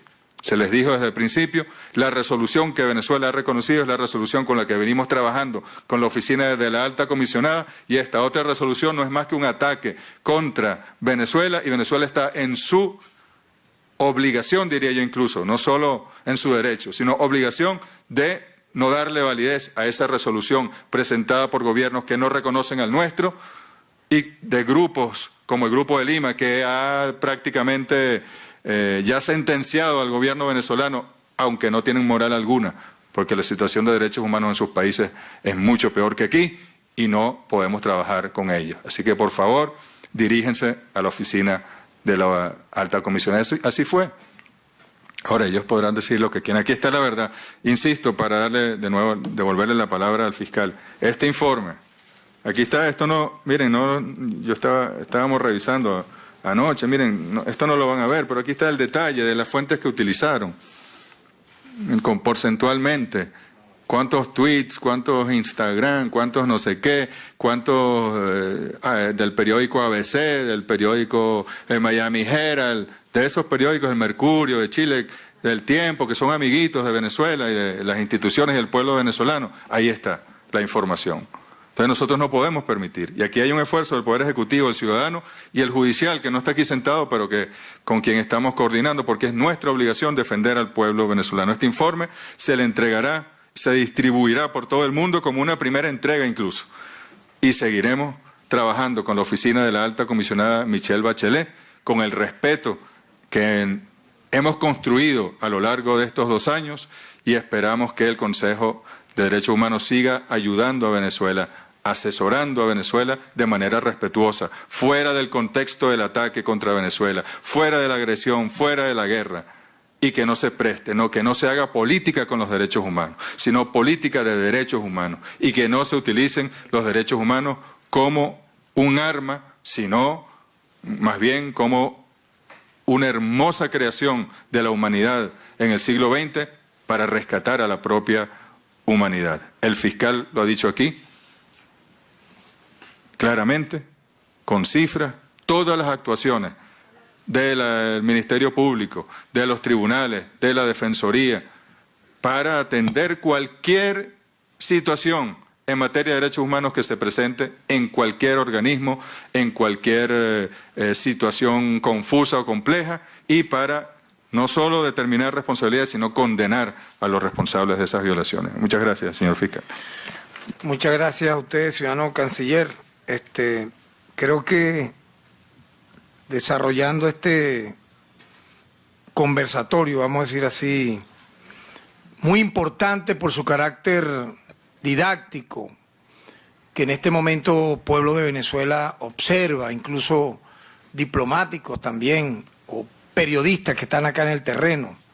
Yo quiero destacar que en uno de los capítulos importantes de este informe sobre la verdad de Venezuela, destaca uno que tiene que ver con el derecho a la justicia de las víctimas en Venezuela. Como se puede observar acá, el capítulo número 5. Allí, si me permiten, se destacan las actuaciones del Ministerio Público para investigar y sancionar. Ni siquiera por cortesía, así sea una comisión de facto, ciudadano canciller, defensor, comisionado Larry, este grupo de 3 personas dirigió una sola comunicación a este Ministerio Público para indagar sobre casos que supuestamente ellos telepáticamente, vía fantasmagórica, desde Europa, desde cualquier lugar, pero ya vemos cuál fue la fuente, era vía de redes sociales. Así es muy sabroso trabajar en pro de los derechos humanos, donde no estás prácticamente, pero ni remotamente, haciendo el roce real de la lucha por la dignidad humana, sino vía WhatsApp, vía Instagram, vía Facebook, vía Twitter. Eso no existe. En nuestra época, eso iniciamos nosotros en los años 70, 80, 90, Alfredo, que me acompañó en tantas luchas. ¿Cuándo acá usted va a hablar de derechos humanos, judicializar un caso, haciéndolo vía WhatsApp, vía de redes sociales. No. Y ni siquiera, repito, por rigor, consultar al organismo competente, Ministerio Público, Defensoría del Pueblo, tribunales, TCJ, sobre tal o cual caso, cuál es el estatus. No. La idea es disparar, un poco al estilo de Betancourt en los años 60, disparen primero y averigüen después. En este capítulo 5, quiero destacar, aparecen las actuaciones en materia de protección de derechos humanos, actuaciones de fiscales, de ejecución de la sentencia y régimen penitenciario también, actuaciones también en materia de ejecución de la sentencia y régimen, atención a los privados de libertad, una parte que quisiera un poco desarrollar, y obviamente la atención a las víctimas. Eso para nada ha sido interés de esta comisión, como dije inicialmente, porque ni por una formalidad, incluso yo diría leve, porque tampoco es que fuera algo del otro mundo, solicitaron saber cuál era el estatus de tal o cual caso, y por eso es que esto está plagado de errores.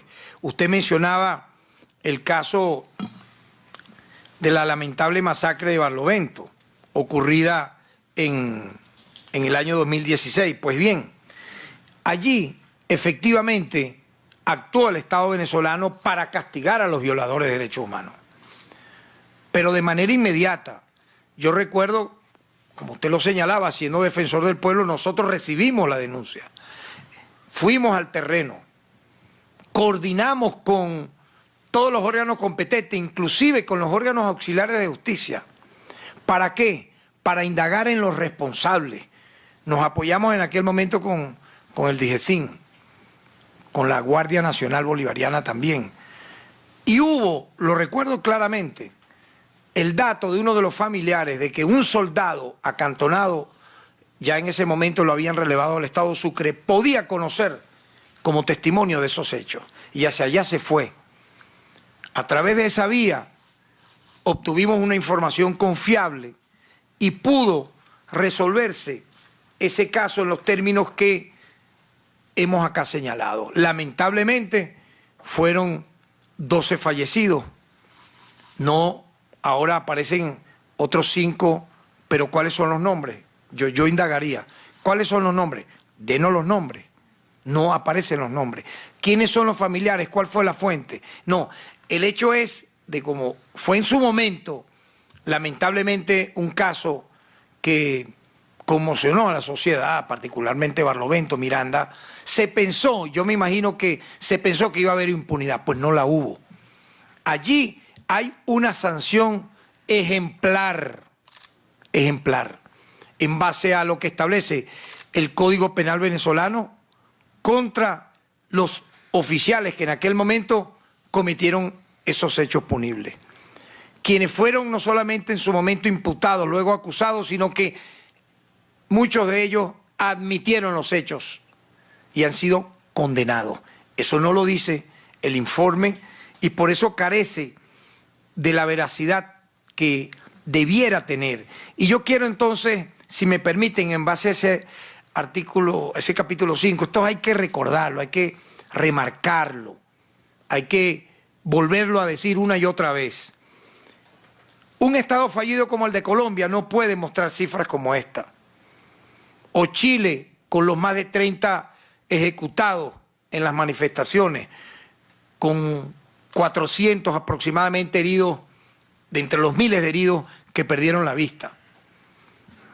No pueden, porque allí no funciona esto que en Venezuela así quieran invisibilizarlo, porque, repito, esa comisión ni siquiera una comunicación envió al sistema de justicia venezolano para indagar sobre el estatus de cuál o X caso. Yo quiero nuevamente recordar que en este informe está detallado, digamos, en ese desarrollo con las cifras, con los nombres, etcétera, que a la fecha de nuestra llegada al Ministerio Público de agosto del año 2017, ahora ustedes me preguntarán, ¿y antes qué pasó? Bueno, la fiscal no hizo nada. Aquí se abría un MP, muy bien, o sea, se abría una investigación, pero ¿cuál era el desarrollo? ¿Dónde estaban las imputaciones, las acusaciones? ¿Dónde estaba el logro, la búsqueda de ese fiscal que estaba batallando en un tribunal para una condenatoria? No, no la había porque no era interés.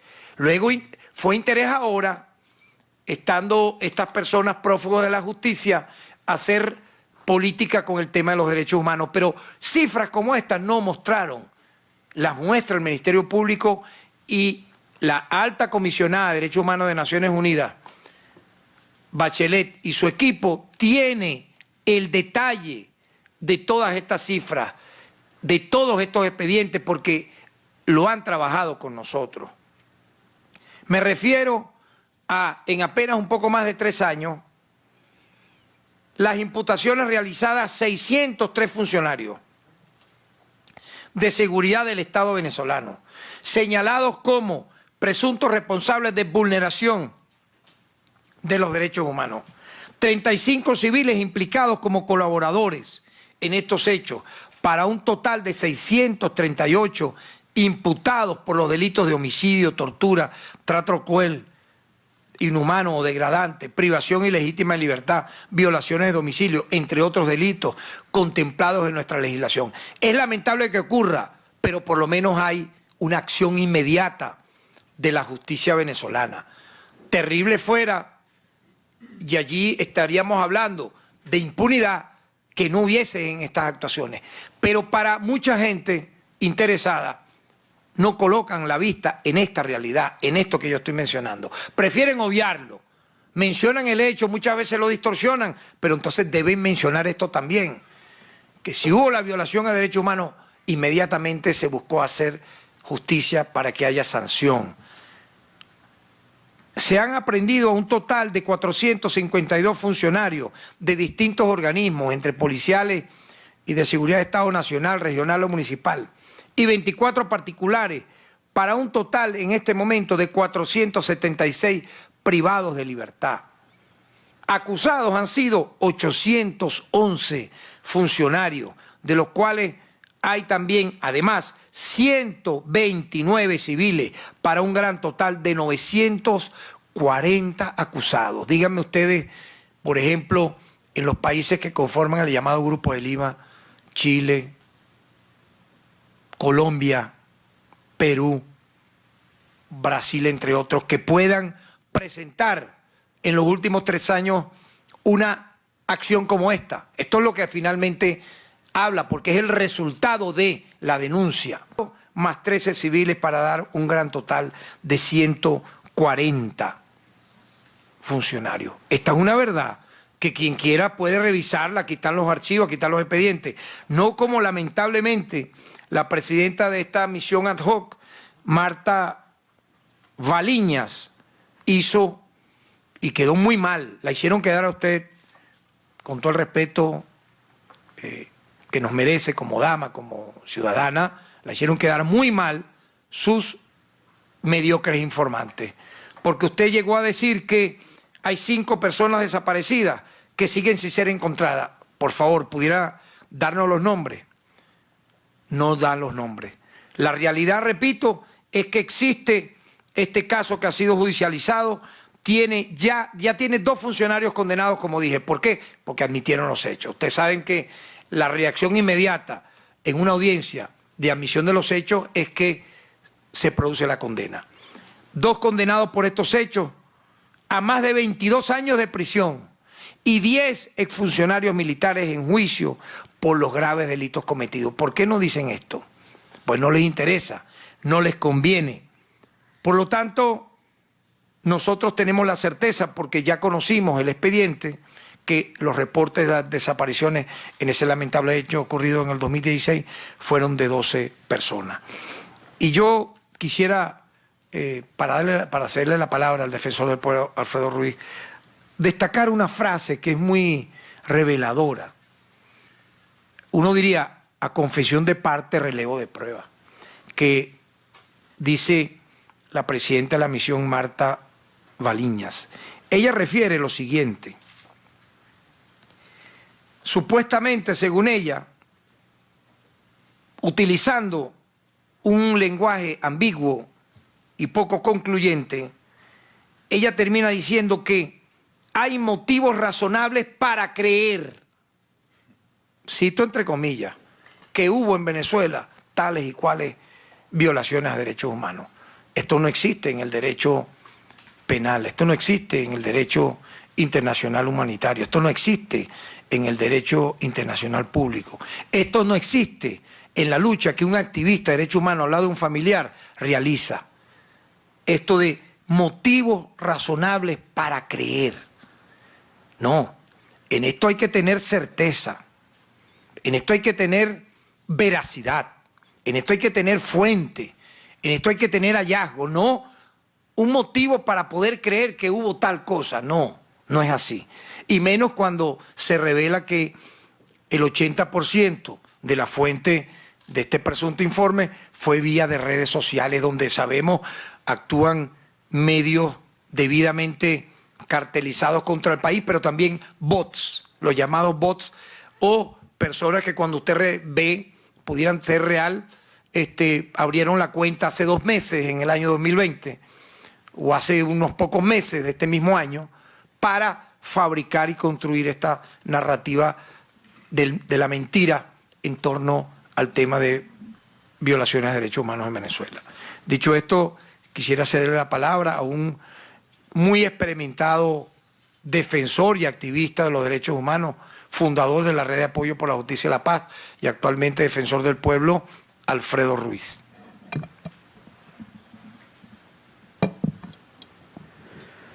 Muchas gracias, Tarek, Fiscal General de la República, al Canciller Jorge Arreaza, al agente del Estado en materia de derechos humanos, Larry DeBoe. Buenas tardes a todos los periodistas, las periodistas, todos los medios de comunicación, al pueblo de Venezuela.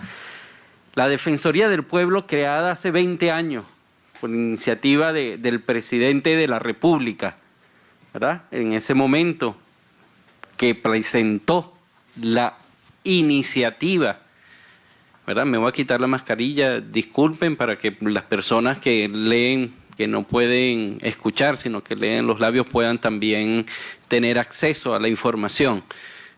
Les decía que esa iniciativa de la creación de la Defensoría del Pueblo propuesta por el presidente Chávez y con el impulso de muchas personas, entre ellas del ahora fiscal Tarek William Saab, que era presidente de esa comisión inicial que hizo una propuesta, ¿verdad?, a la Asamblea, al pueblo venezolano, que se creara la Asamblea Nacional Constituyente. Fue avalada entonces por toda la ciudadanía mediante ese referéndum. Entonces, hace 20 años se creó la Defensoría del Pueblo, que recibe todos los días a cualquier persona que tenga alguna queja en materia de derechos humanos. En los últimos 6 meses, a pesar de la propia situación de salud, de pandemia, teniendo en consideración la situación de seguridad, hemos atendido a más de 6.000 personas que se han acercado a nuestras sedes, pero además se han realizado más de 2.000 acciones de vigilancia, es decir, de acercarse a los centros de detención, a los hospitales, a los centros de salud, a los PASI, es decir, siempre acompañando, velando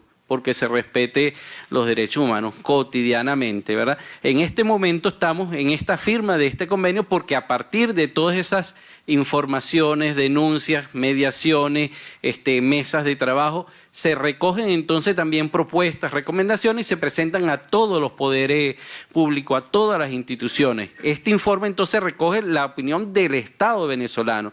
Con los aportes que dan las instituciones y los poderes se va a ser presentado al jefe del Estado venezolano, presidente de la República, y dar a conocer también a todo el pueblo venezolano este informe entonces que recoge esta instancia de todos los poderes públicos en su conjunto, es del Estado venezolano. Recoge entonces también recomendaciones y propuestas, informes que ha presentado la Defensoría del Pueblo. El informe al cual se hace referencia, un informe realmente muy sesgado políticamente, un informe realmente que, como diríamos, utiliza los derechos humanos para destruir los derechos humanos, para destruir las instituciones internacionales de derechos humanos, es decir, un informe mercenario, es decir, que un grupo de países o gobiernos buscan cómo destruir eso y llegan a decir, a hacer afirmaciones tan graves como que, bueno, que vale más la vida de unas personas que la de otras personas. Hemos visto cómo ha habido declaraciones que dicen, bueno, estas masacres son violaciones de derechos humanos, estas masacres no son violaciones de derechos humanos, estas acciones que causan la muerte de personas y aún el asesinato de personas, el incendio, la quema de personas, bueno, esas no son violaciones de derechos humanos, no son tomadas en cuenta, algo que precisamente va en contra de los propios derechos humanos. Decimos entonces que para la elaboración de ese informe se tomaron en cuenta también los informes de la Defensoría del Pueblo,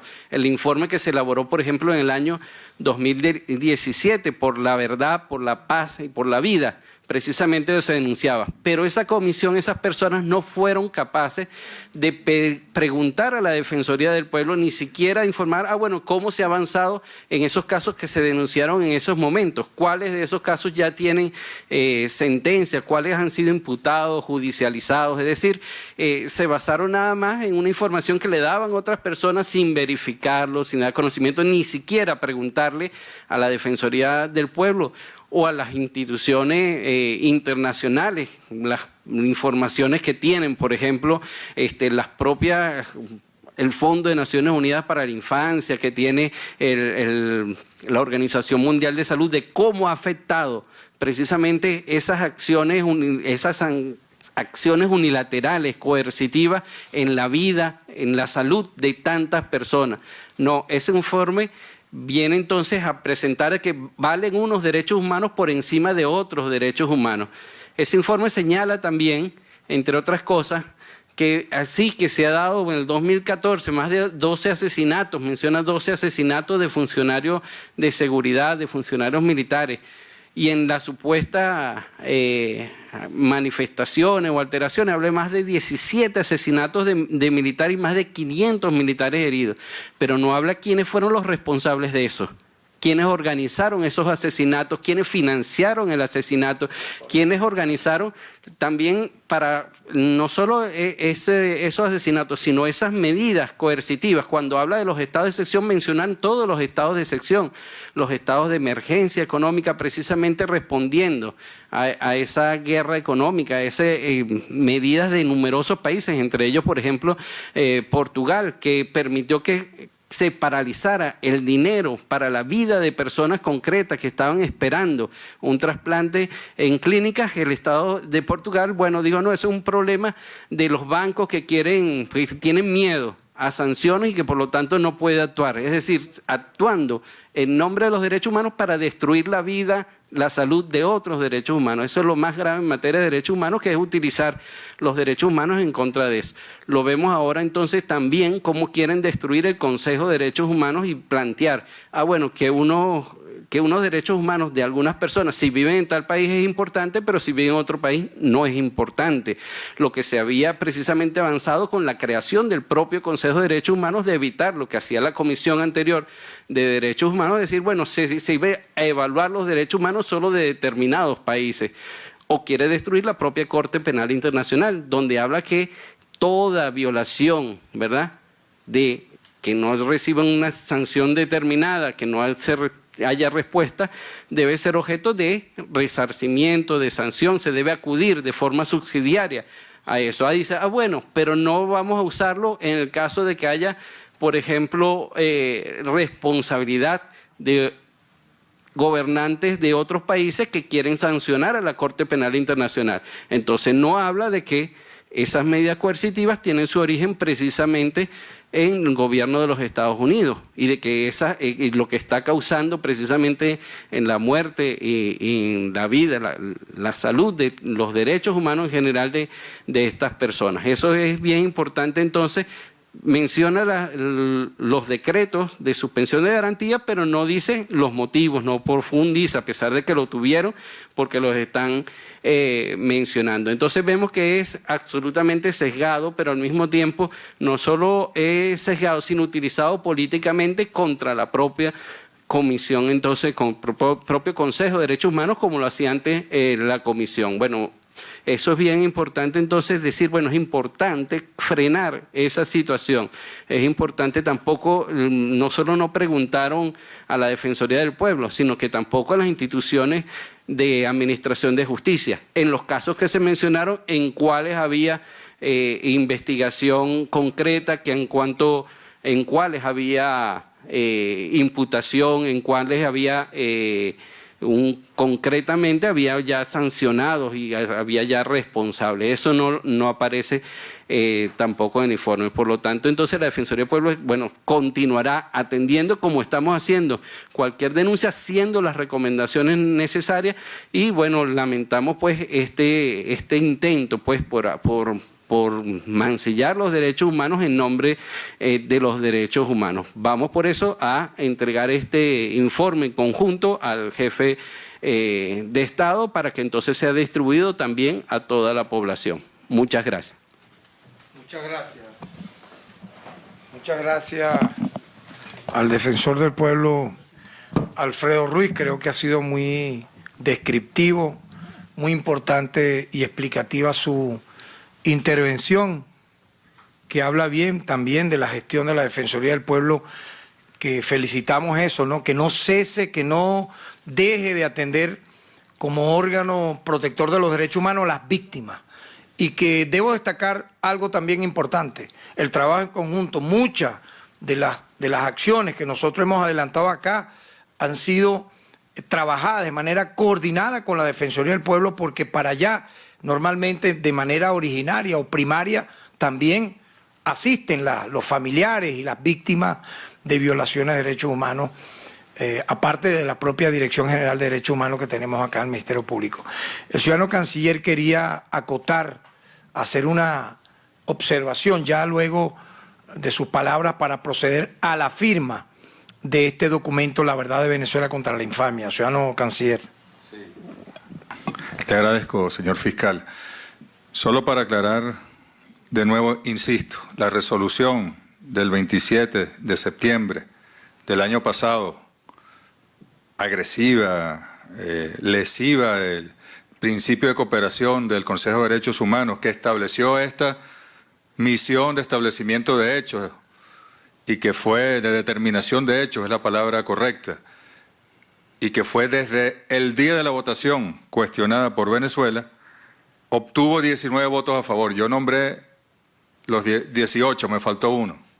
Bahamas también participa del Grupo de Lima y no reconoce el Estado venezolano. Es decir, de los 19 votos a favor de la resolución, 19 gobiernos que no reconocen la institucionalidad venezolana, que son parte de la agresión integral multiforme contra Venezuela, y de los 3 expertos que eligieron y que luego le sugirieron al presidente del Consejo para que contratara y le pagara muy bien para hacer este informe, una portuguesa, un británico y el chileno, de 3 nacionalidades de gobiernos que no reconocen, y además han participado algunos de ellos en los propios gobiernos que no reconocen la institucionalidad en Venezuela. Aquí queda demostrado. El señor defensor decía algo muy importante. ¿Dónde están los informes de los guardias nacionales, de los policías nacionales que fueron agredidos? Algunos murieron, otros quedaron lisiados. ¿Dónde están las entrevistas a las viudas, a los hijos, a los hermanos? Porque insistimos, lo que ocurrió aquí en 2014-2017 no fue una protesta reivindicativa, fueron acciones insurreccionales armadas, incluso en muchos casos que dieron también como resultado la muerte de policías, de efectivos, de seguridad, policías regionales, etcétera. El caso que ha sacado este informe también del muchacho que lamentablemente perdió su vista, Rufo Chacón. Bueno, ahora utilizan la foto de Rufo, lamentable, dolorosa. Esos señores fueron ya condenados y están cumpliendo prisión. Por allí alguien dijo que no hay responsable. Sí, señor, un policía del Estado Táchira que incluso admitió los hechos, si no me equivoco. Claro. Y está condenado, pero dos policías. Entonces, esa foto de Rufo Chacón le da la vuelta al mundo en este ataque multiforme contra Venezuela, pero la foto de los 500 chilenos que perdieron la vista no existen. ¿Se dan cuenta de la desigualdad en el tratamiento a este informe? Yo creo que es fundamental. Y el tema de las sanciones, quería también de las acciones, de las medidas coercitivas unilaterales. ¿Por qué no hay un informe? La señora Bachelet sí lo incorpora, sobre todo desde que estuvo aquí, vio en el terreno el impacto de esas medidas en salud, en alimentación, en la producción petrolera, lo incorpora y ha llamado a que se levanten esas sanciones. Pero en un documento de derechos humanos de 2014 a 2020 en Venezuela, que ni siquiera se mencionen las sanciones, bueno, ya le resta validez por completo, porque ese es el instrumento de violación de derechos humanos más poderoso que hay contra el pueblo venezolano. Cuando no consigue un producto, cuando no consigue una medicina, cuando no podemos importar el tratamiento para el cáncer, para la diálisis, cuando no podemos exportar el petróleo para poder importar la comida, los medicamentos, los insumos para la producción, el efecto que ha tenido el que nos hayan robado activos, bloqueado dineros en el mundo.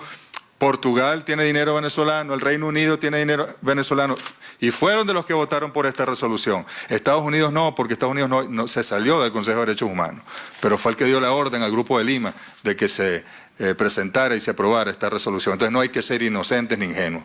Señor fiscal, solo quería hacer esa aclaración. Muy bien.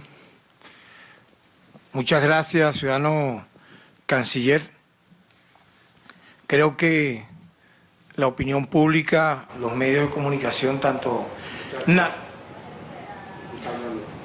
Haciendo uso del principio de cooperación entre los poderes públicos, la Defensoría del Pueblo, en voz de Alfredo Ruiz, la Contraloría General, el Consejo Nacional de Derechos Humanos, estas instituciones del Poder Ciudadano y la Cancillería de la República, del Poder Ejecutivo, han presentado un documento de más de 100 páginas llamado La Verdad de Venezuela contra la infamia del Grupo de Lima, que demuestra la invalidez de ese llamado informe de determinación de hechos de un supuesto grupo independiente que fue publicado la semana pasada y que ya había sido desmontado por estas mismas autoridades el pasado sábado. Esta es una suerte de continuidad o de segunda parte de esa argumentación que tienen a bien los distintos poderes públicos del Estado venezolano ofrecer para demostrar que se trata de un informe de carácter mercenario, sesgado y fraudulento, hecho por esta misión de determinación de hechos en Venezuela, creada esa misión tras la votación de 19 gobiernos del mundo que son parte de la agresión multiforme a la que está sometida hoy Venezuela. Reiteraron que fue elaborado con datos recabados desde una lejana red social, desde una plataforma mediática, con un contrato millonario de por medio, pagado por un grupo abiertamente enemigo de Venezuela. A esta hora se produce importante información en Venezuela. Vamos a conectar con la rueda de prensa de varias autoridades de este país. Canciller de la República Jorge Arriaza, también está el fiscal general Tarek William Saab, a propósito de este último informe según el cual Venezuela viola los derechos humanos. Veamos nuevos argumentos. Y un dato importante, 85% de las fuentes son secundarias y solo 15% de las fuentes utilizadas por esos 3 supuestos expertos independientes son primarias. Es información primaria. Reiteran el uso de los derechos políticos como arma política y bueno, este informe será distribuido. Será primero entregado al presidente Nicolás Maduro y será distribuido en el mundo a las distintas misiones diplomáticas y en los distintos escenarios internacionales, uno de ellos Naciones Unidas a través del embajador Samuel Moncada. Llegamos al final de esta conexión global con información de último minuto desde Venezuela. Sigue en sintonía de Telesur.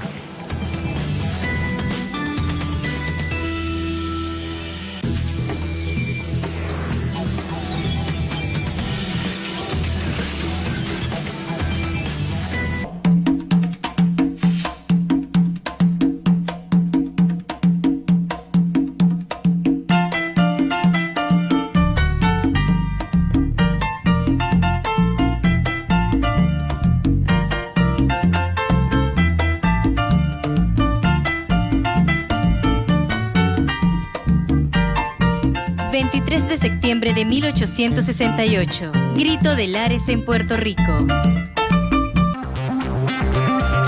Aquí estoy frente a los muros, libre de hablar realidades, de celebrar mis conjuros, de cantar nuestras verdades. Vengo de todas las madres con hijos nunca encontrados. Soy el sueño de mi padre, el de un continente alzado. Yo vine a mostrar los rostros, a nombrarme en tus palabras, para sabernos nosotros, para que el camino abra, a decir lo necesario, de pie junto a mis hermanos, señalar a los contrarios, alzando en puños las manos. Celebro la justa hora de no bajar la mirada, de buscar allí en la aurora nuestra historia liberada. Telesur, 15 años al aire, libres. Cada momento millones de personas en el mundo comparten sus opiniones e intereses en tiempo real. Telesur te ofrece la mejor información sobre los acontecimientos que no tienen lugar en otros medios. Síguenos en nuestras redes sociales y vive la noticia desde otra perspectiva. Telesur, la señal informativa de América Latina.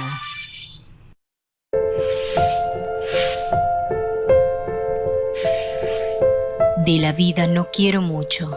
Quiero apenas saber que intenté todo lo que quise, tuve todo lo que pude, amé lo que valía la pena y perdí apenas lo que nunca fue mío. 23 de septiembre de 1973, fallece Pablo Neruda. Telesur trae a su pantalla una entrevista especial a la doctora Margarita Reyes Zúñiga, médico psiquiatra. La ansiedad y el estrés a largo plazo nos ocasionan depresión.